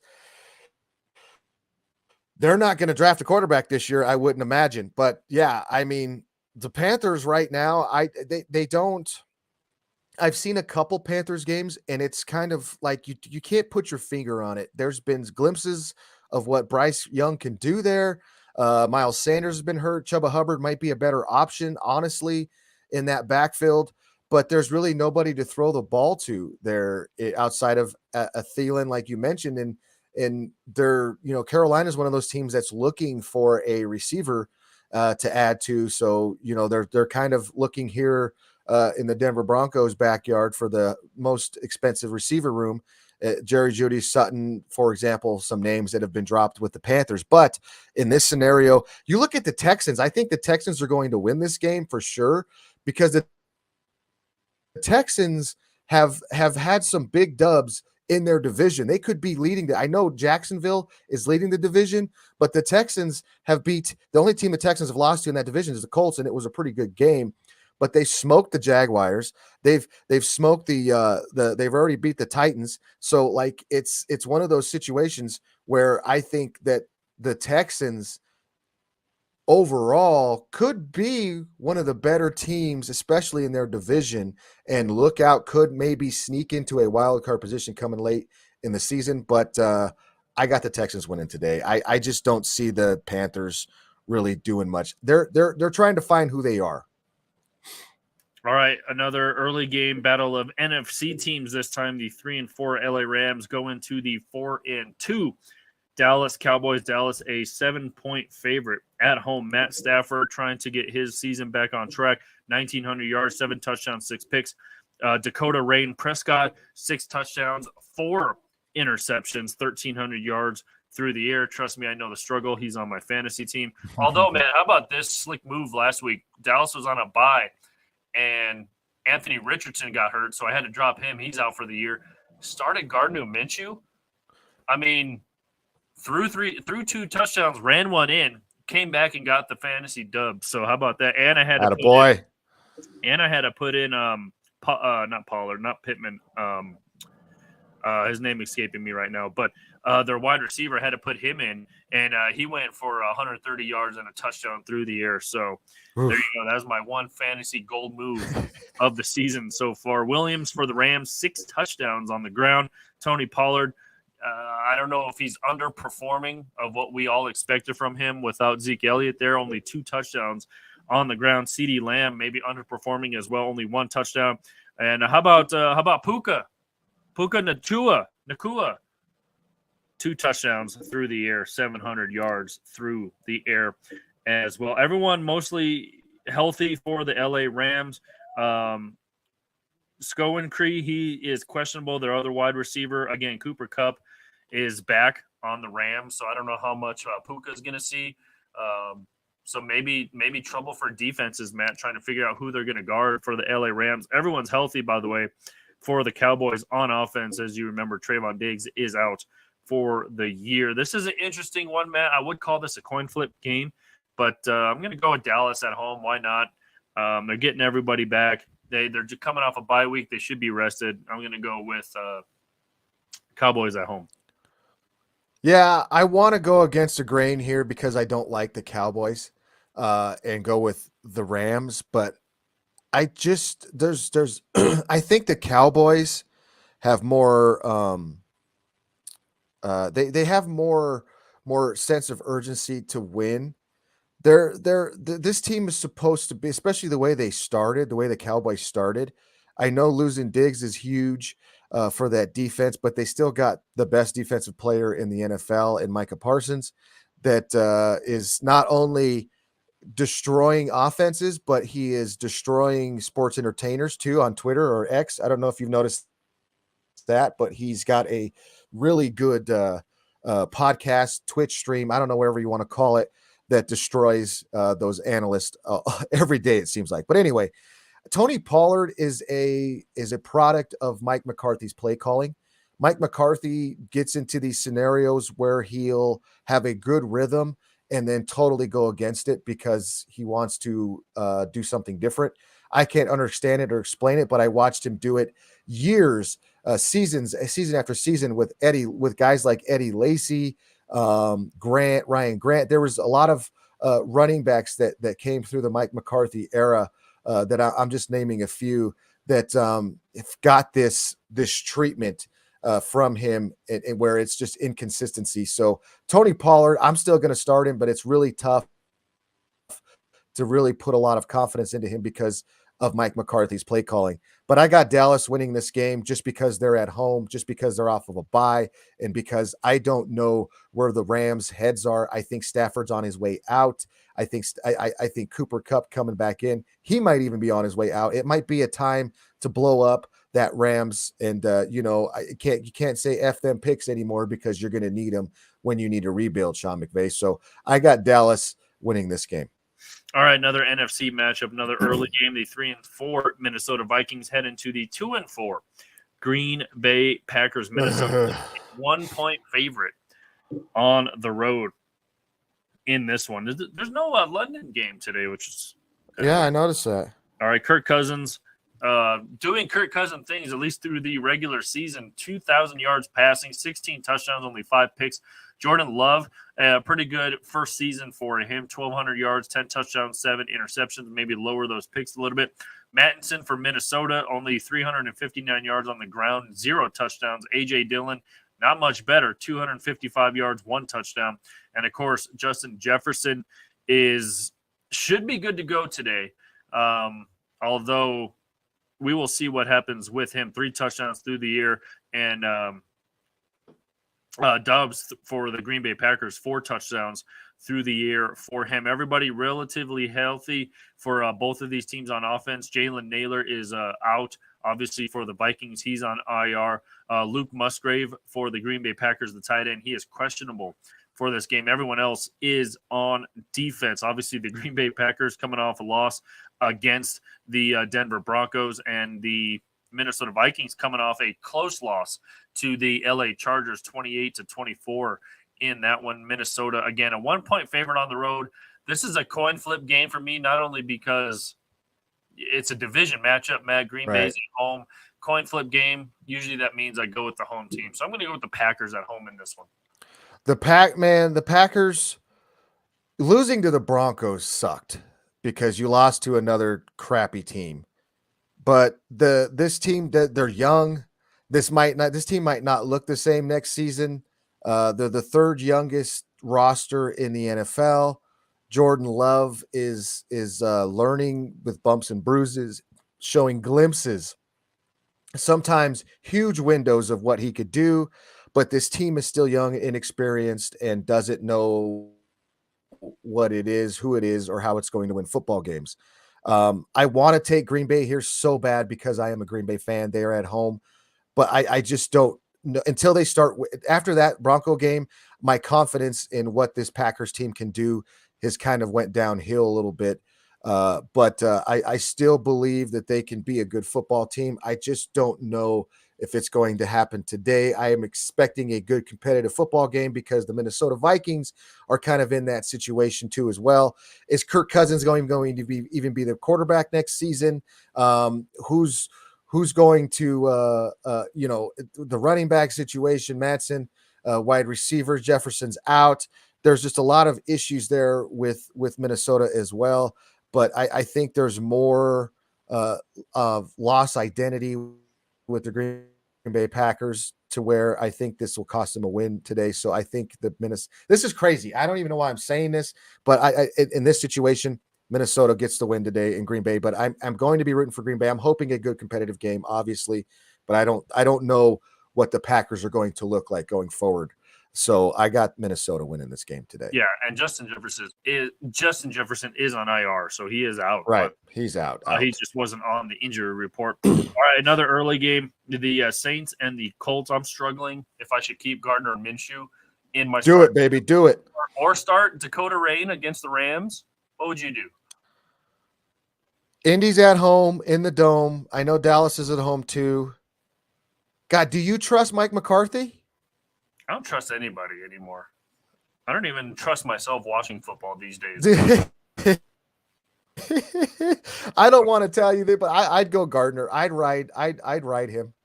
Downs, by the I way, like Gardner Minshew. Josh Downs, by the way, was the wide receiver that I had that absolutely went off last week for the Colts as well. Yeah. So we'll see. I don't know. Anyway, the New Orleans Saints coming in 3-4. The Rams, the Indianapolis Colts coming in 3-4. Colts at home, but a 2-point underdog in this one to the New Orleans Saints. Derek Carr doing Derek Carr things, 1,600 yards exactly passing, 6 touchdowns, 4 picks. Gardner, 5 touchdowns, 4 picks, 1,100 yards. Alvin Kamara is back. He's got 1 touchdown on the ground. Moss for the Colts, 4 touchdowns on the ground. Pittman for the Colts, 2 touchdowns. And Olave, I like saying Olaf, the snowman, 1 touchdown through the air for the New Orleans Saints. Taysom Hill, he's only owned, Matt, now by 58% of ESPN leagues. I don't know how much you're looking at him anymore as a quarterback or a running back or a fullback or a wide receiver, whatever the hell he is anymore. He's questionable this morning. Michael Thomas is questionable this morning. Jimmy Graham, when did he reappear? He is questionable for this team as well. Jimmy Graham only owned by 37% of ESPN leagues. Michael Thomas owned by 64% of ESPN leagues. So take that for what you will as well. On the Indianapolis Colts side, Kylan Granson is inactive, the tight end. That came down this morning. All their injuries have come down this morning, Matt, and all of them are on defense besides Granson. This is another coin flip game for me, Matt. Both these teams have the same record. Colts are at home. I know the Saints are 2-point favorites on the road, but I'm going to go with the mullet at home, and the Colts win this one. I'm going with you. I like the mullet at home. I like what the Indianapolis Colts are doing. It sucks that AR-15's not being able to play, and he's not being able to develop, but that's what happens when you get into that kind of situation with that kind of quarterback. He's going to get hurt.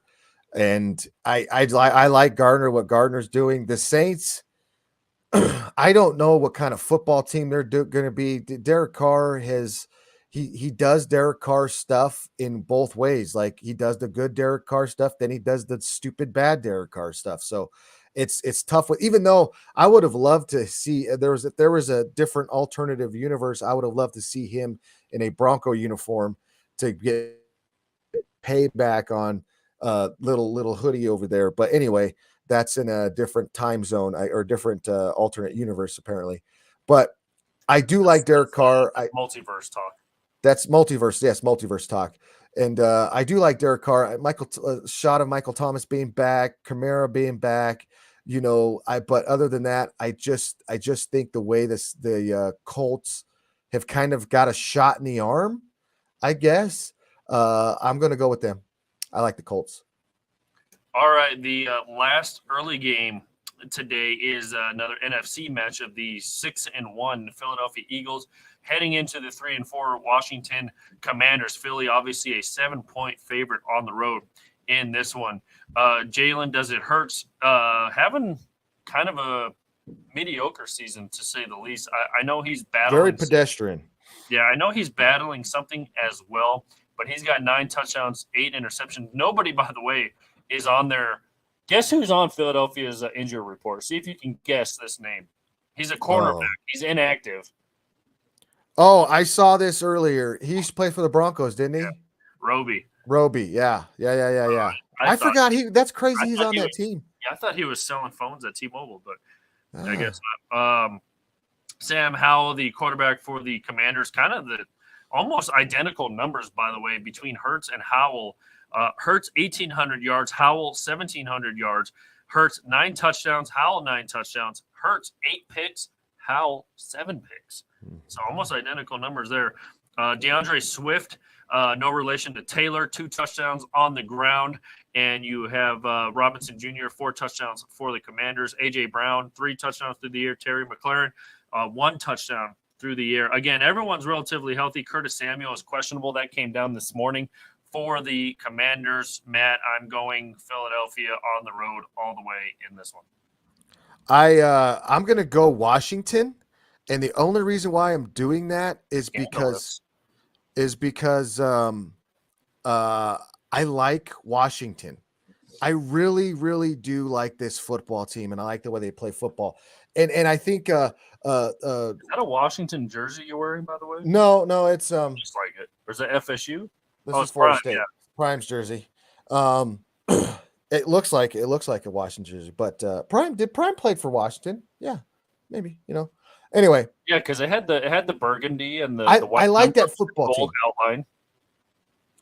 Right. So it Yep. looked like Yep. anyway. It did. If it had a one, it'd probably be Washington.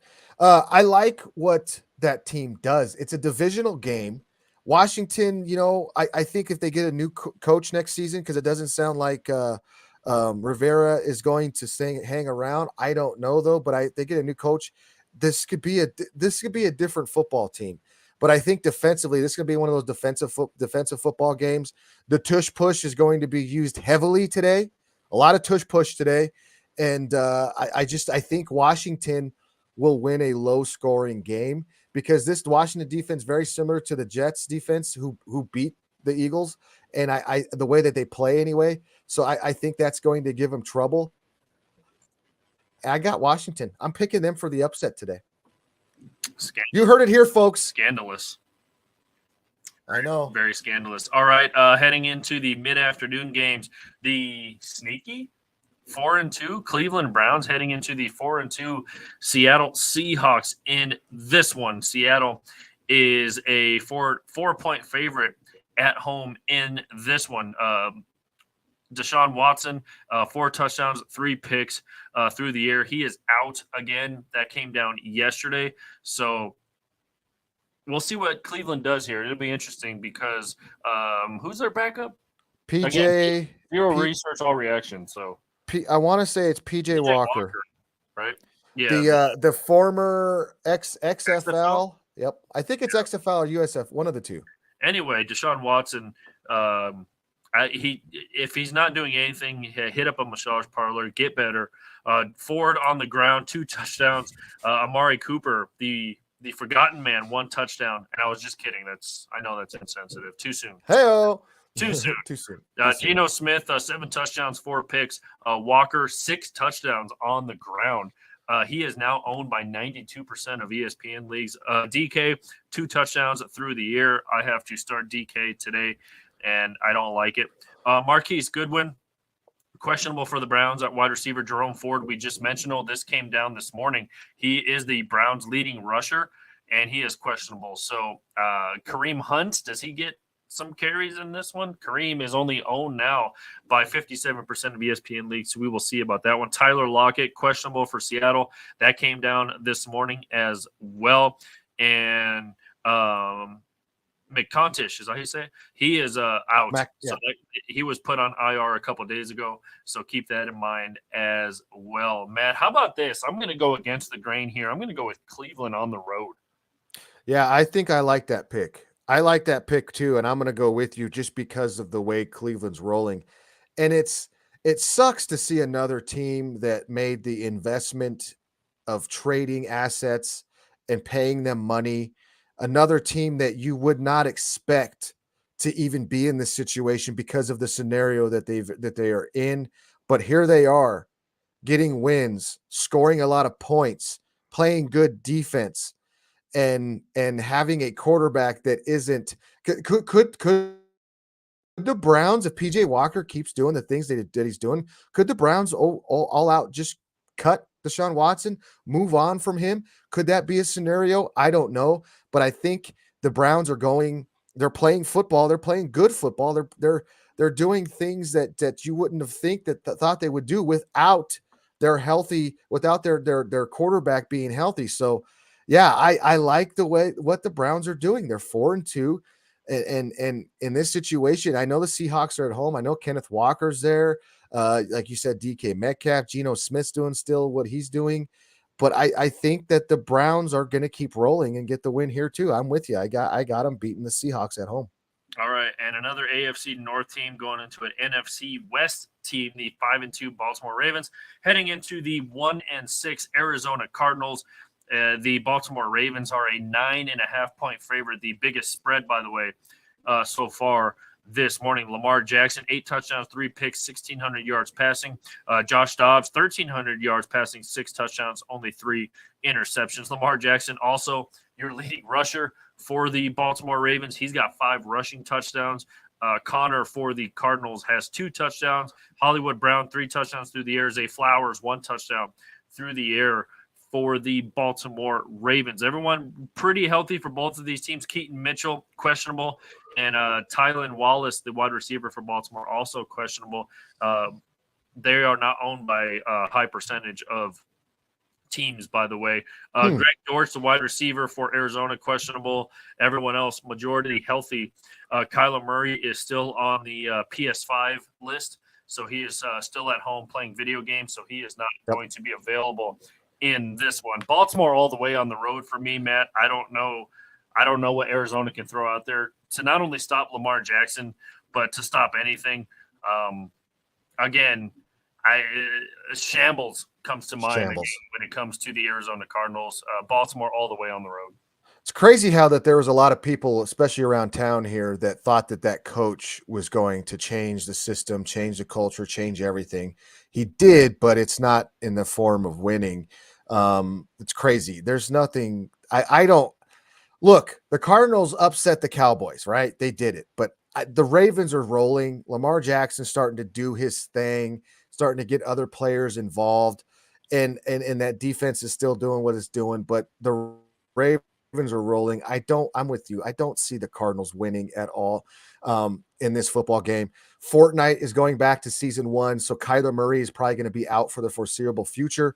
I don't know if there's any hope with him coming back. So that's that. And then the Ravens all the way. I mean, yeah, you had me at Ravens. What are we even talking about here? I don't. Yeah, what are we even doing here? Yeah, this is crazy. All right, interesting matchup here between the Cincinnati Bengals and the San Francisco 49ers. 49ers, by the way, coming off a couple of duds in their last couple of games here, Matt.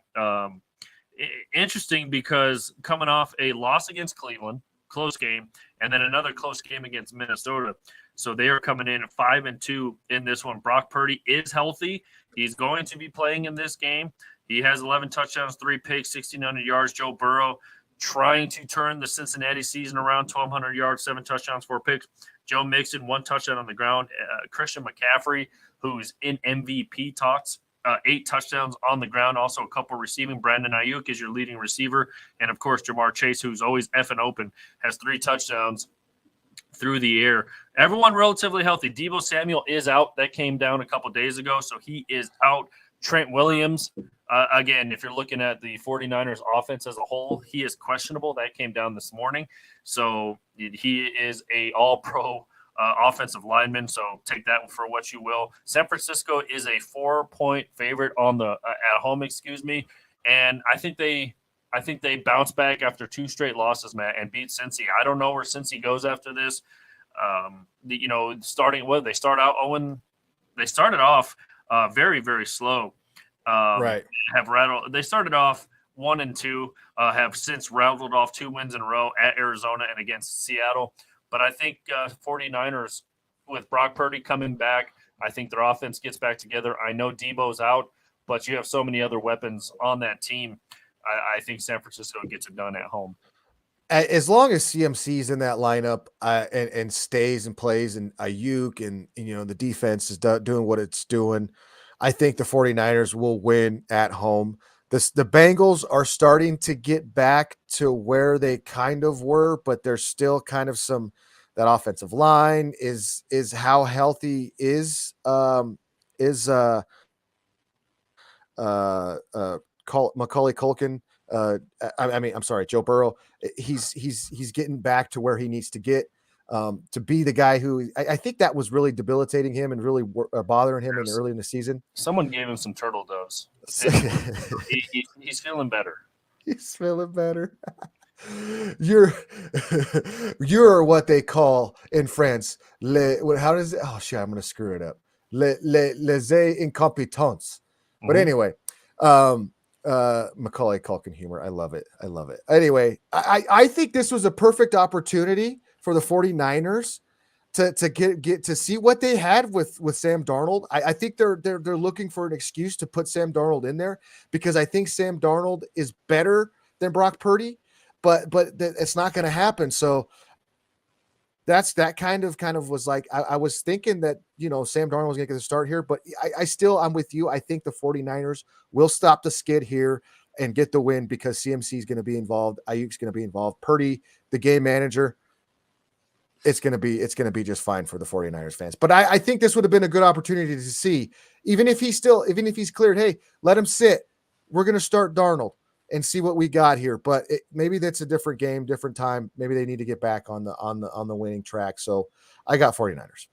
All right, our last late afternoon game here. Obviously, we kind of touched on it on the top of the show, Matt. The 6-1 Kansas City Swifties coming in and against the 2-5 Denver Broncos. KC is a 7-point favorite on the road. I don't know how much that changes now without Taylor Swift being in town.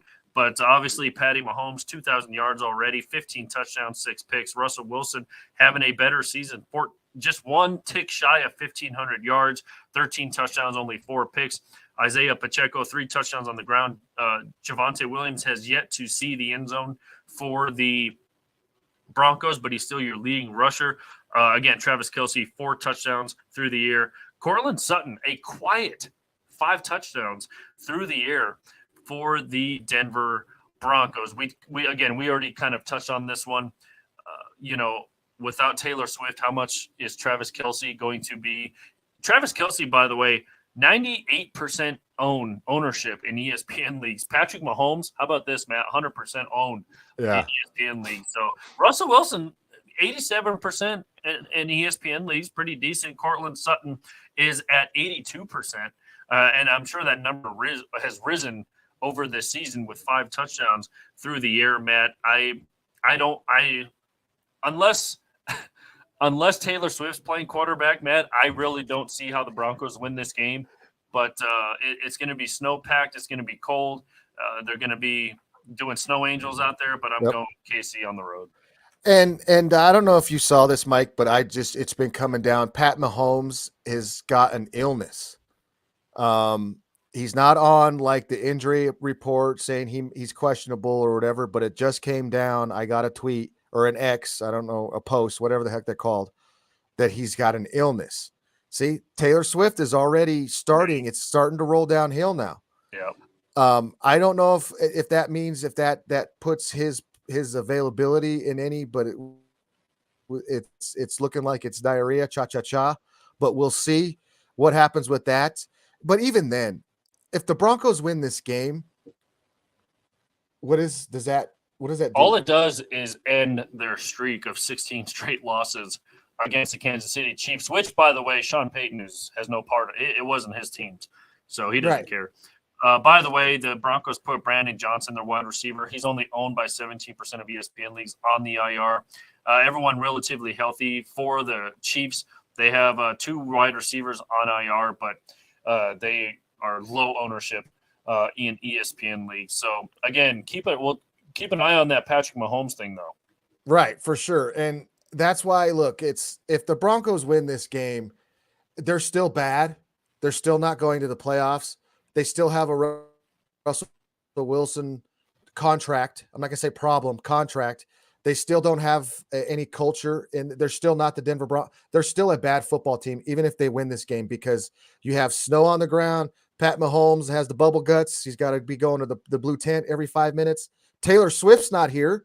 So there's nothing against the Broncos if they win this game. There's so many asterisks. There's so many excuses.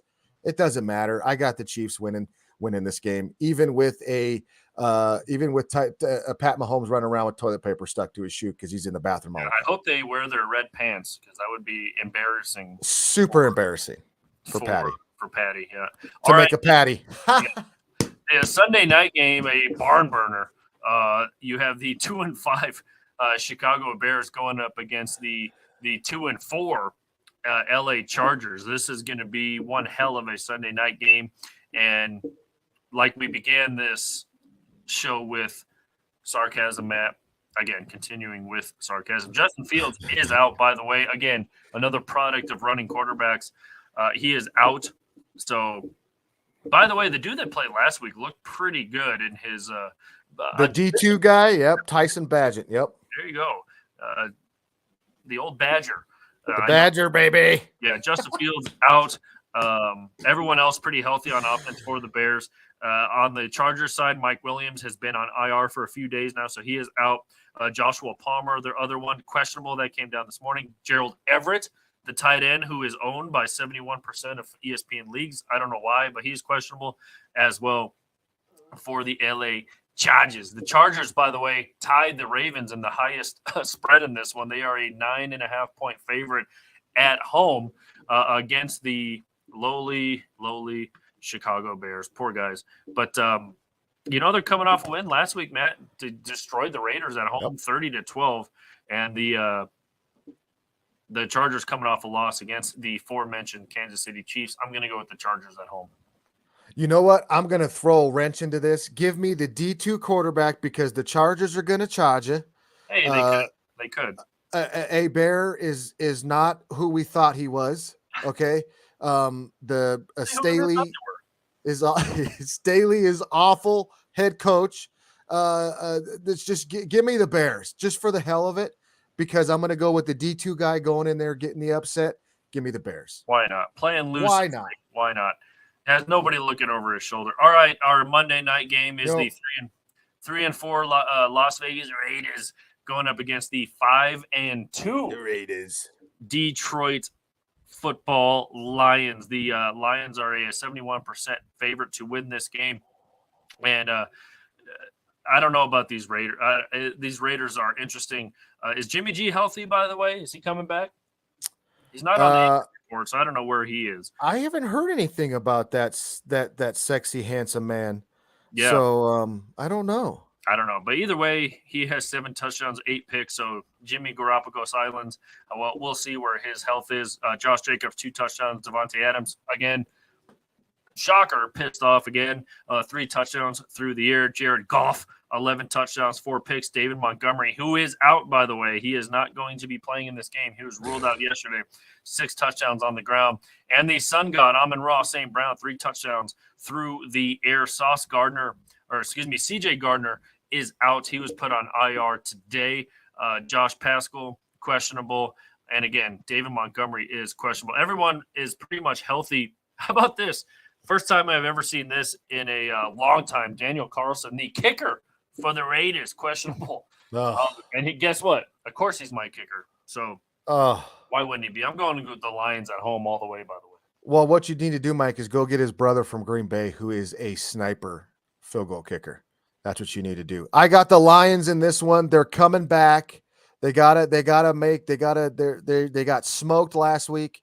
They're coming back. They're going to smoke the autumn wind is like a Raider. Does that hold true anymore now that they're in Vegas? I think that they've gotten softer and they're not as hard or as menacing. No, they aren't. They suck. They need to change the name. They need to change the name from the Raiders to the Las Vegas the Gamblers would be better, Yeah, and then or something like that. Then they could play Ramblin' Man as their theme song. Exactly, something, But I got the Lions winning this one. The Raiders suck. Poor Devontae Adams, because he's a former Packer. Poor guy. Just save Devontae. Save Devontae. I don't know what's going on there. Get him out. Get him out. Lions big in this one. By the way, do you pronounce it Anders or Anders Carlson? I believe it's Anders Carlson. Yeah, he is available. Get him. Do it. He is available right now. Do it. Brother for brother. Do it. I could just put Daniel on the bench, I guess, but I don't know. There you go. What are the reasons for me holding on to 2 punters? By the way, how many is Green Bay going to score? I like the name Anders, by the way, because that is one of the dudes from Workaholics named Anders Holmvik. So it was meant to be then, right? Why not? I'll add him. Boom. I didn't even have to drop anybody. Boom. You're welcome. You're welcome, Mike. They are projected almost around the same amount of points, by the way. Carlson on the Raiders 6.2 projection, and Carlson on the Packers 6.7. There will be a lot of field goals. Now I'm supposed to lose by only. Well, now I have a 42% chance of winning. It went up a little bit. You're welcome, Mike. See, you don't get hard-hitting fantasy analysis like this anywhere else besides at this show. 38 degrees with rain mixed with snow. Oops, where's that at? In Green Bay. Not conducive for field goal kicking. Yeah. Or they may be kicking field goals all game. You never know. Or that's all they're going to do is kick field goals all day long, too. That could be it, too. So either way. Yeah, you never know. We'll be both in the same pain zone if it goes bad. Just know you'll have somebody else there with you. There you go. All right, that is going to do it for us. Don't forget to check out everything that we have going on here. Go and like the Facebook page, Elevation 5280 Sports and Lifestyle. Follow us on Instagram at Elevation 5280 Radio. Follow Matt at House Dad Matt. Follow me at Sports Junkie 25. Follow us on X Gon Give It To You at 5280 Sports Radio, at Matt Mascarenas 1, at Michael Spillin. And please subscribe to our YouTube channel as well. It's the same as the Twitter X channel, which is at 5280 Sports Radio. And go to e5280sports.com, our home base there. We got a 24-hour live stream. So if you just want to listen to everything all at once, you can do that. Spotify, Apple Podcasts, wherever you get your podcasts. The latest pod drops are on the front page there. Again, Kim Becker with Between the Lines has your latest in Colorado sports news right on the front page there. Fantasy Talk with Tom as well. Go to the audio and video vault for all past podcasts as well. You can catch all those on Spotify as well. Matt, any final thoughts before we head into Week 8, World Series, NBA, NHL? Everything's going on right now. Relax on the officials, man. I get it. They're doing their best, but it's something that you can't control. It's an uncontrollable thing, so why throw a fit about it? I've seen a lot of people whining about the officiating, and it's bad. It's bad in the NBA. It's bad in the NFL. But there's no reason to cry. We know that. We know it. Relax. You can't control it. Quit whining about it. My God. Yeah. And in the words of Chandler Bing, heading into this week of all 4 sports going on right now, could be watching any more sports? R.I.P. R.I.P. Matt Perry. Yeah, there you go. All right, that's going to do it for us here on the Wheelhouse. Again, check out everything social media and at e5280sports.com. For Matt Mascarenas, I am Michael Spill, and we will see you next week.